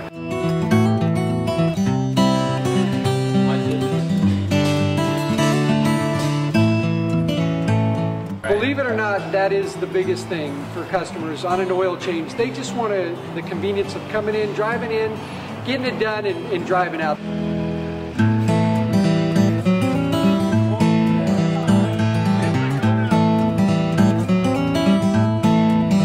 We just greet them, get them going, and they're done in about 10 minutes or so.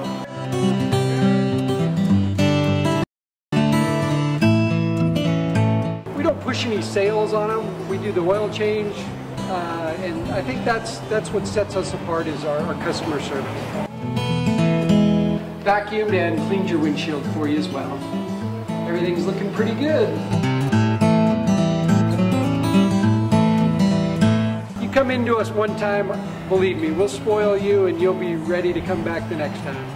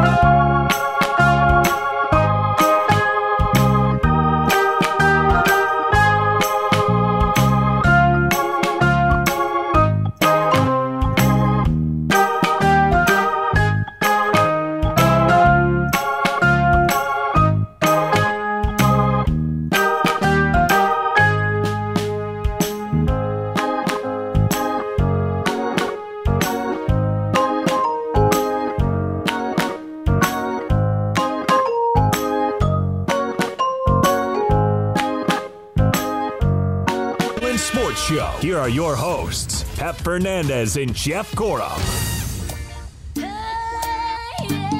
Welcome back to the Inland Sports Show on Fox Sports IE, 1350 AM, live and amplified every single day of your life, 3 to 6 p.m., right here on the local sports leader. Jeff Gorham, Greg Holla, I'm just Pep Fernandez. Brought to you by Ken Sporting Goods, more than 40 years in the IE with all your sporting gear needs. In fact, I got the hat on. 1976 is when Ken Sporting Goods was born. The IE's never been the same. It hasn't. All your sporting gear needs, Letterman's jackets, team sales, maybe you got a company or an organization, you all want matching shirts, they can do that. Ken Sporting Goods, off the 15 freeway in Norco. KenSportingGoods.com. It was a very dramatic morning, and I'm not talking about Jeff falling outside his house. That was yesterday. Yes, I fell right on my face. That was yesterday. Today, World Cup soccer action. Oh, okay, World Cup soccer action. Germany did not make the World Cup. But they were champs. The knockout round. They did not advance out of their pool. Those are my people. Those are your people? Yeah, those are my people. Can't tell by my superorbital ridge and my blue eyes and my blonde hair. Is Gorham, is that a German name? I don't know what it is, Pep. I just know that my family, my mother's maiden name was Wiesner.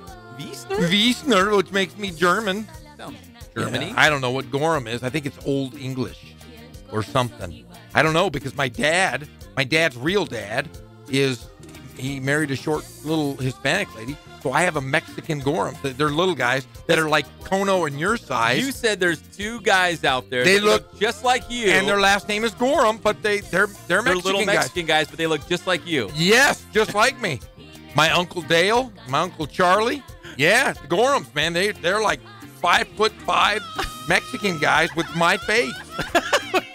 Yeah, they're good-looking guys. I could tell. Slightly older and short, but nonetheless, they're Gorham and very, very good-looking. But go ahead. Well, Germany did not make the knockout round. Come They on. did not advance. It says Gorham is an ancient Anglo-Saxon culture of Britain. Hey, there we go. So you're British. Oh, thank you. You're very British. Yeah! Would you like some tea there, you little fella? I told you I'm wealthy. Because this is what makes the Gorham. It's in my blood. I'm wealthy. Pep, you're just a peasant. I'm looking to go. You know where I'm going next week? Do you know? Not very far. No! Right. No, that was my other Gorham. I'm going to Saint-Tropez. I'm going to take my yacht from Newport Beach, and we're going to go Saint-Tropez. And I'm going to be thinking about you, Pep, as you're on your dinghy and you're thinking about your weed eating. Oh, Lots of yes. weed eating. I have gardeners for that. Oh, yeah, baby. We're on vacation next week, Pep. We are. We're not going to be here. Sorry. I didn't know I was an Anglo-Saxon Brit. Hey, oh, I like my tea with Earl Grey, please. Just a little bit of sugar and maybe a little cream in my tea because I like my crumpets in my tea. You're related to Meghan Markle! Meghan Markle! Who am I related to? the Gorhamburys. The Gorhamburys? Yeah, that's a And good band. Great band. You lived in Hertfordshire. Yeah, I'm from a shire, but I'm from the opposite of the shire. The Giants are from my Yeah, the my Giant town. Shire, The not the Giant Hobbit Shire. Shire. No, we The had Giant our Shire. doors were 30 feet tall and 50 feet wide because we're large people, and we don't have hair on our feet. We have hair on our hands, right on the palms of our hands. That old wives' tale about the hair on your palms? Nope. It's a Gorham trait. It's from the Shire. Where's it? What kind of Shire is it from? Hertfordshire. Hertfordshire. We have hairy palms. There you go. Okay, sorry. I didn't know. I didn't even know the background of my name, but old Now Stephen you know. Kona. Now you know. Yeah. All right, so Germany did not advance. We'll try this one more All right, time. okay, sorry. Germany did not advance. They are the defending champions World champion in the World Cup. Yeah.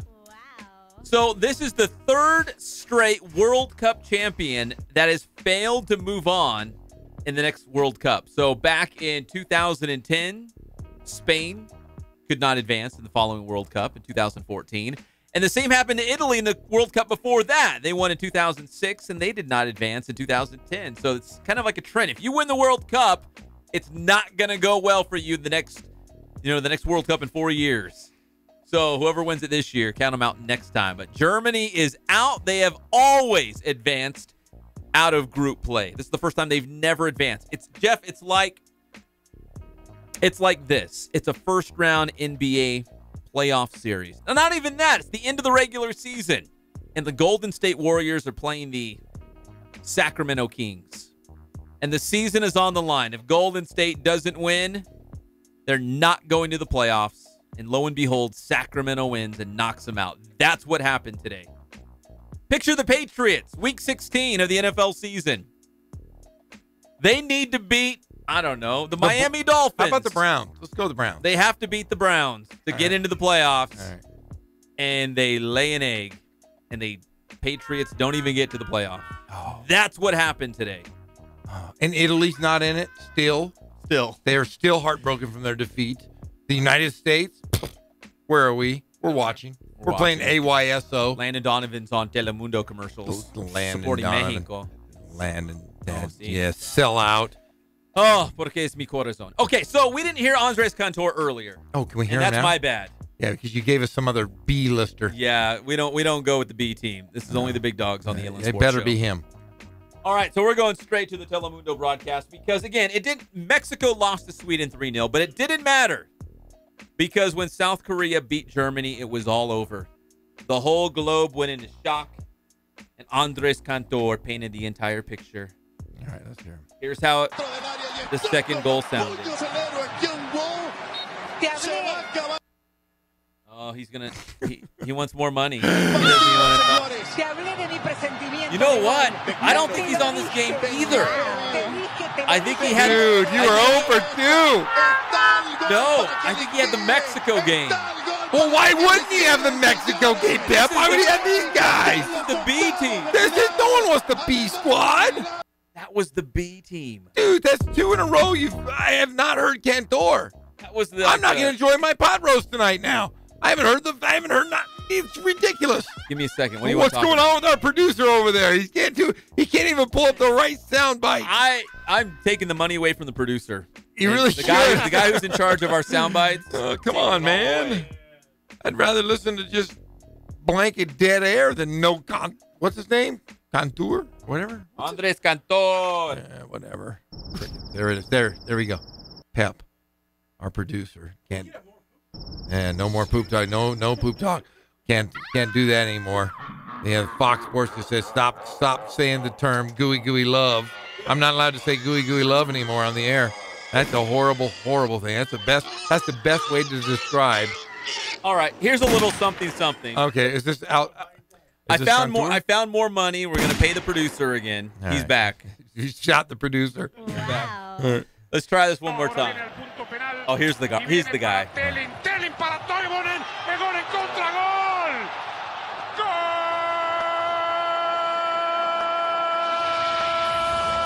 Sweden's third goal. It's over. But in his heart, he was angry. He was screaming. Oh, he's crying on the inside.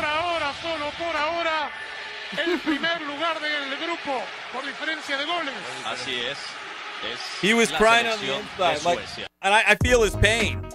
2002, anchoring the news that night, having to do Sacramento Kings highlights against the Lakers, and the Lakers win in advance to the NBA Finals. Crying on the inside. I just like how you remember that like it was yesterday. It feels like yesterday. You really don't want the Lakers to get LeBron James, do you? I don't care. No, you should though. No, because I know LeBron will never now. make it back to the NBA Finals, so I don't care if he goes. I disagree. It's a self-fulfilling prophecy. If he goes to the Lakers won't get to the finals, and LeBron won't get to the finals. Back to back. Crazy.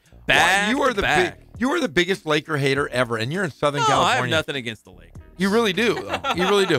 If people really knew the hatred you have for the Lakers, I've offered you free tickets. I've offered you a suite at the Laker games. You turn them down all the time. If people really knew the real Pep Fernandez, I don't think many people would like me. Well, no, they've called you a jerk. We know that. Yeah, there's been people that said, that guy's. Yeah, the allegations. There have been allegations of I am jerk. squeaky clean. Of jerkism. There are allegations out there of you being a jerk. You are. Yeah. Listen, you treat me very unprofessionally and unfairly. It doesn't matter that on more than one occasion, Jeff has turned into the victim. No, on I'm the never show. victim. Like I'm like some mean guy, and You Jeff's are. the poor victim, the poor guy over here. Karma has brought me happiness, and you know what? The only unhappiness I've had is the way you treat me sometimes, like a third-class citizen. But I haven't pooped my pants.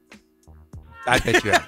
I did twice. All right, whatever. All right, let's take a break. When we come back, Jeff, I want to make a case that Andrelton Simmons should be an all-star in the American League. Thank you. Right? Thank you. I agree. We've talked about this all year. Agree. I have a bobblehead sitting on my mantle right now at home. You have a Simmons bobblehead? I'm going to take a picture and send it to you tonight. It's sitting on my mantle right now with a gold You're glove. very passionate about Andrelton Simmons. He's got a gold glove, too. I have 2 of them, actually. I think you can make a case that he deserves to be an all-star.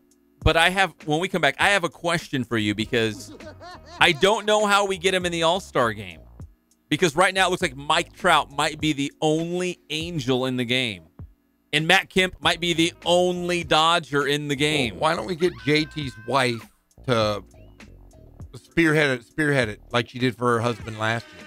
Justin Turner? Yeah, maybe. Why don't you just You know what? Maybe he can be one of those writing guys. Don't they do at the end where you vote at the end? They gave you like 4 names, and one of those guys like a popularity contest. The 5 fans that we have, and they're all sitting in this room right now. They need to go and they need to vote all-star ballots. Andrelton Simmons. Yes, even if you're not Andrelton Simmons, that's a hard name to say. Even if you're not a Simmons fan, you got to vote for him. And it closes July 5th. So we got like a week? USOBs better End of be next voting. week? Yeah, everybody should vote for Andrelton Simmons and Richard Simmons. Richard. I've interviewed him, by the way. You have not. You have. Is there video? Yeah, I think there is. I'll try to find it. I have a soft spot in my heart for him. You do? I do. I'll tell you later. Man, you are just a man of mystery. Like we learn so many new things about you every day. I love Richard Simmons. I do. I've always loved him, and there's no denying it. I love him. I do. We will pour out our love all over Richard Simmons. I'm not doing that. And you might want to do that. I'm not going that far. I'm not going that far. I like him a lot, but I'm not going to pour anything on him. We will pour our love on Richard Simmons. Okay, all right. Get Andrelton Simmons in the All-Star game when we come back. This is your favorite show, the Inland Sports Show on Fox Sports IE, 1350 AM.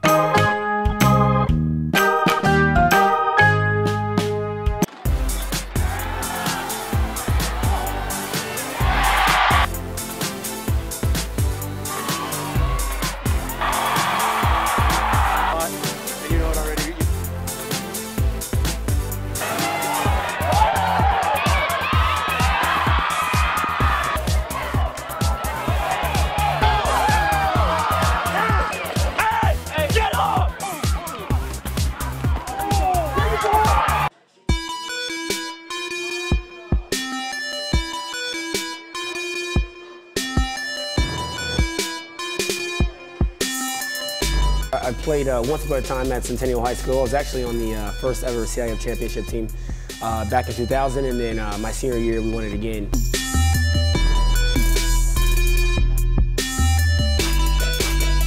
I tell you that's my passion because I've done it. You know, I know exactly where these athletes are at. I know what their mindset is right now. I know how hard it is to, number one, find a performance coach who can take you to the next level.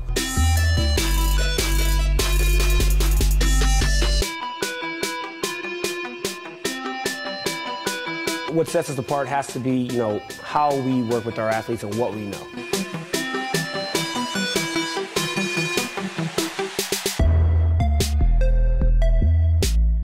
We can take an athlete and you know, help them reach their athletic potential, you know, help them, you know, prevent injuries, help get them stronger.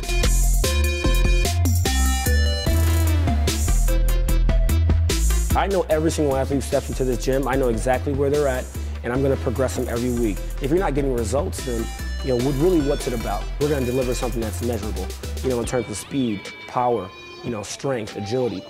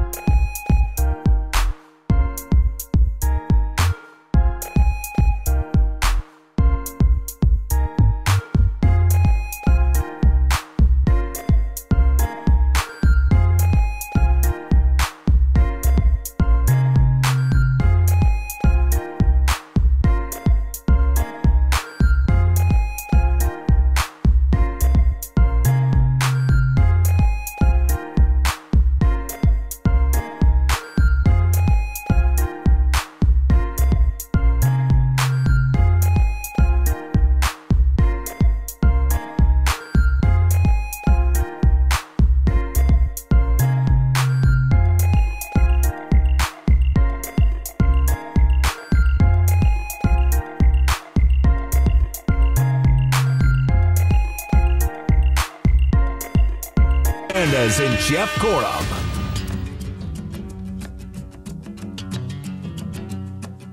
Welcome back to the Inland Sports Show on Fox Sports IE, 1350 AM. Mrs. Robinson?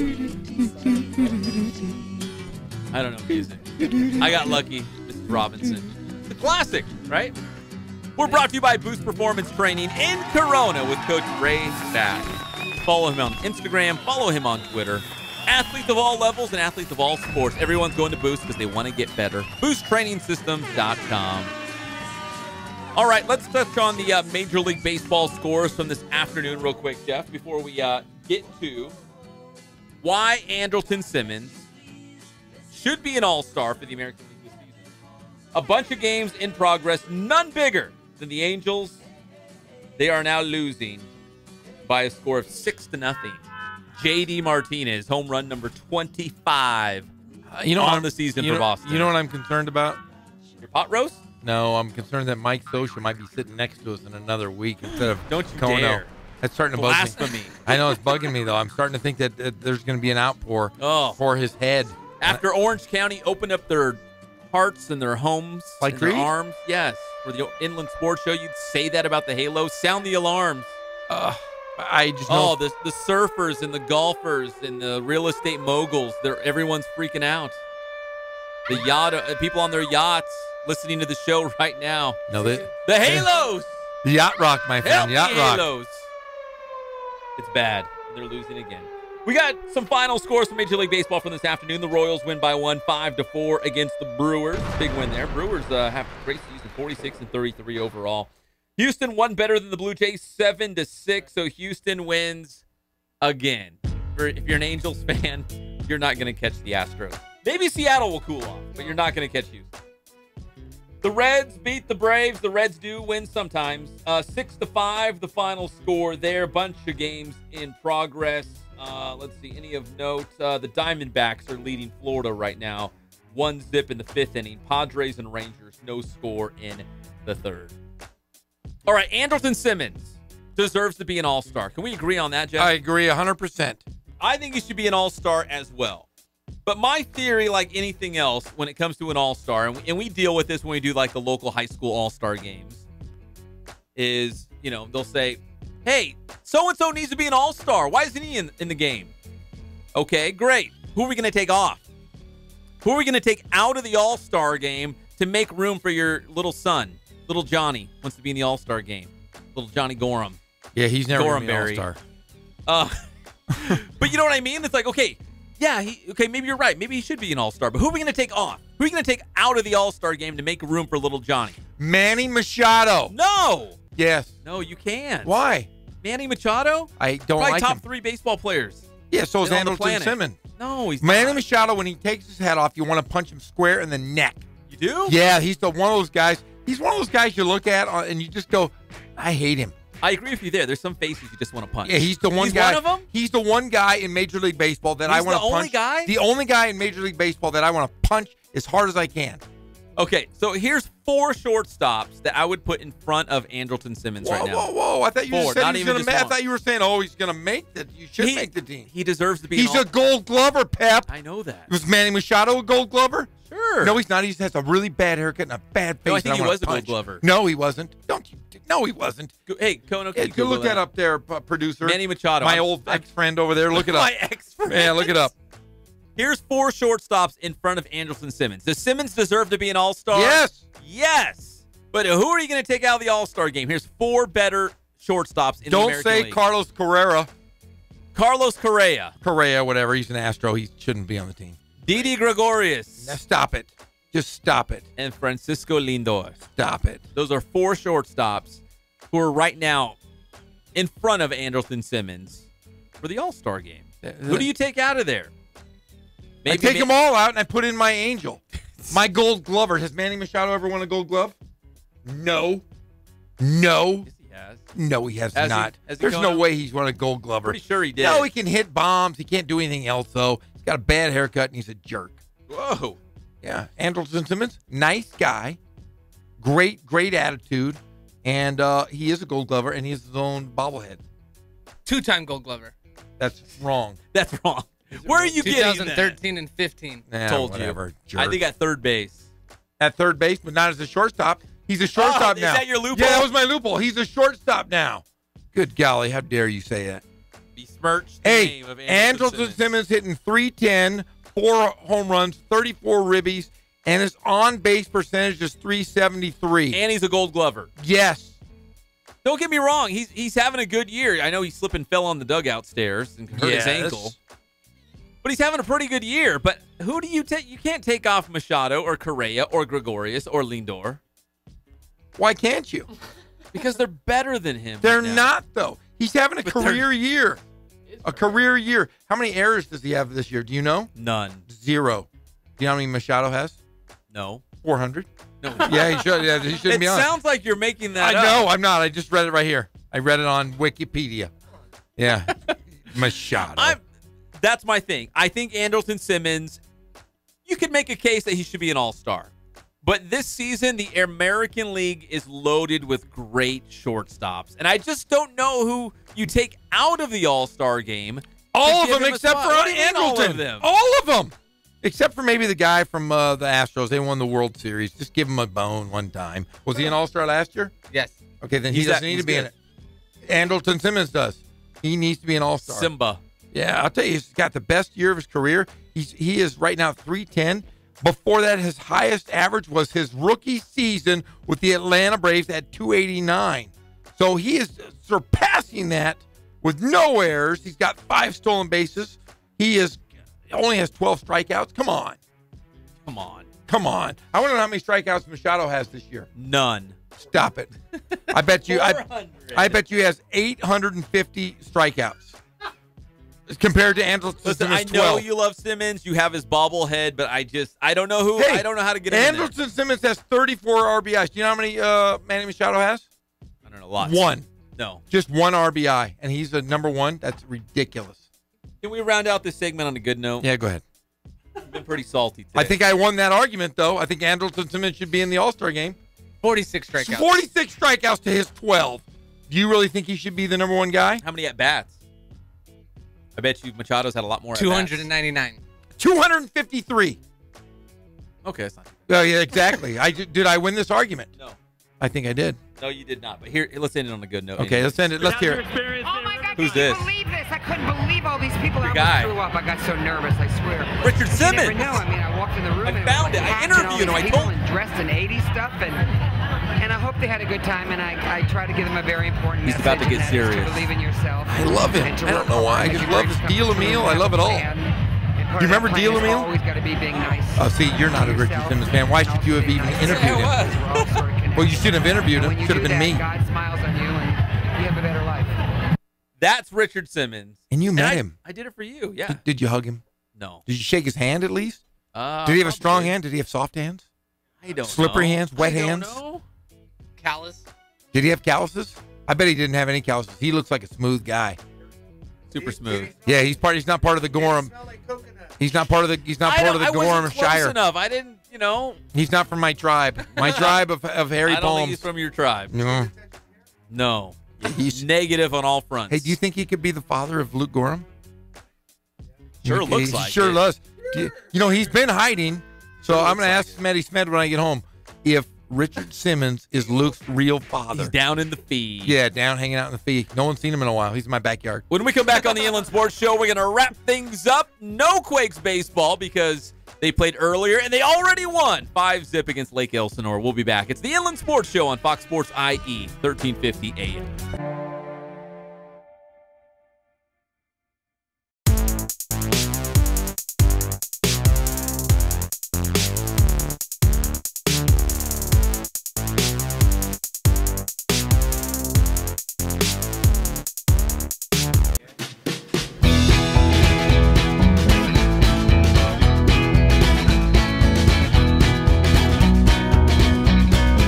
Thank God, first of all. I thank the great people that I've got around me that help support me, the people that work for me. As I started, if it wasn't for the people around me, we probably wouldn't be here right now, but I've got a great staff.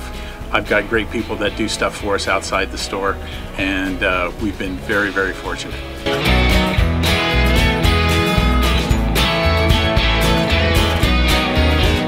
Our service is impeccable, and we just keep trying to get better every year. We can do online stuff for your teams, as well as, like I said, the screen printing, the embroidery. We also have 3 women that do extra sewing for us, like tackle tool on uniforms, or the bling or rhinestones for different shirts for the ladies. That's why we have certain racks just for certain schools, and the fun about that is that it turns into other schools that may come in here that aren't as close, that we can do stuff for them as well. We've had very, very good customers throughout the years, and it's just been a blast.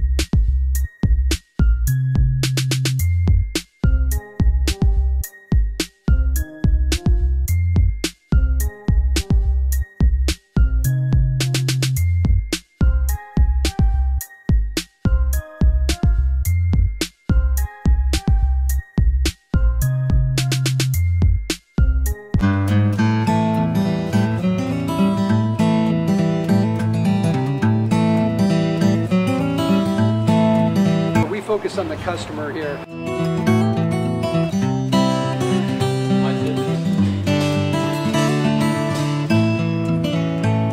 Believe it or not, that is the biggest thing for customers on an oil change. They just want the convenience of coming in, driving in, getting it done, and driving out.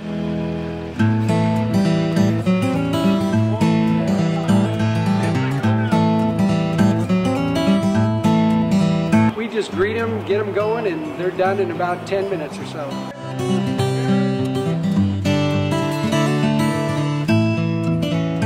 We don't push any sales on them. We do the oil change, and I think that's what sets us apart is our customer service. Vacuumed and cleaned your windshield for you as well. Everything's looking pretty good.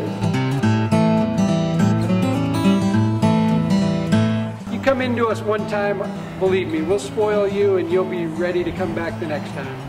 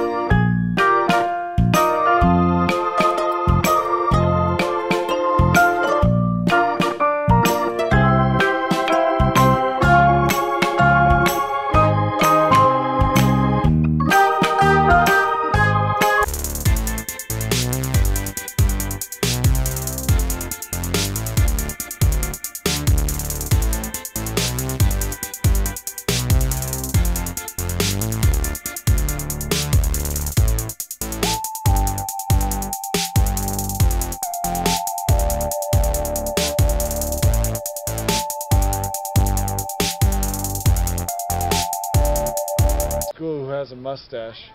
That's true. Now back to the Inland Sports Show. Here's Pep and Jeff. It's all over. It's been a roller coaster of emotions today, Jeff. Like it's just all over the place. Rolling up and down. Highs, lows, happy, crying. Pot roast time. Pot roast at the Gorhams, baby. Except for you. Kono. First off, can I say, I'm sorry, Jeff. I'm sorry. But can I get one more? Gotta say happy birthday to my mom. Mama Kono. All right. Yeah, all it's right. her birthday. You're lucky it's her birthday. She's 37 years old today. I would have said no on that forgiveness. But I'll forgive you just in front of your mom. But Jeff, I will take you to wrestling soon. Whatever. I'm gonna You're my wrestle buddy. you. We'll hold hands. Hey, we're gonna spoon later. Pep and I are spooning next week. Well, I'm Big Spoon. No, you're Little Spoon. Great show, though, Pep. Good show. Great show, and it's all brought to you by Catalano Motors in Corona off of Temescal Canyon Road. Buy, trade, and finance. Best of all, if you mention the Inland Sports Show, they're going to take $500 off just like that. All you have to do is say, hey, the Inland Sports Show sent me. And they said, okay, you're one of the good guys. $500 off. Catalano Motors in Corona off of Temescal Canyon Road, CatalanoCars.com. Tomorrow, it's going to be a real good one. I don't know how we duplicate or surpass what we did today, but Kenny Clark of the Green Bay Packers will join us tomorrow. He is? Hey, I think Liam Simmons might come in tomorrow. He's the big brother of Ben Simmons. Ben Simmons. He's got some funny stories. Did you send him that video? No. I sent it. I haven't no heard anything response. Back, but I will tomorrow. I'll see him. Oh, that could be a real good show tomorrow. We might have back-to-back good shows. Plus, he's Australian. It makes him sound really cool on the radio. Hello. He's like me. Just like you. Exactly. We'll see you tomorrow, 3 o'clock, with the Inland Sports Show on Fox Sports IE, 1350 AM. Bye.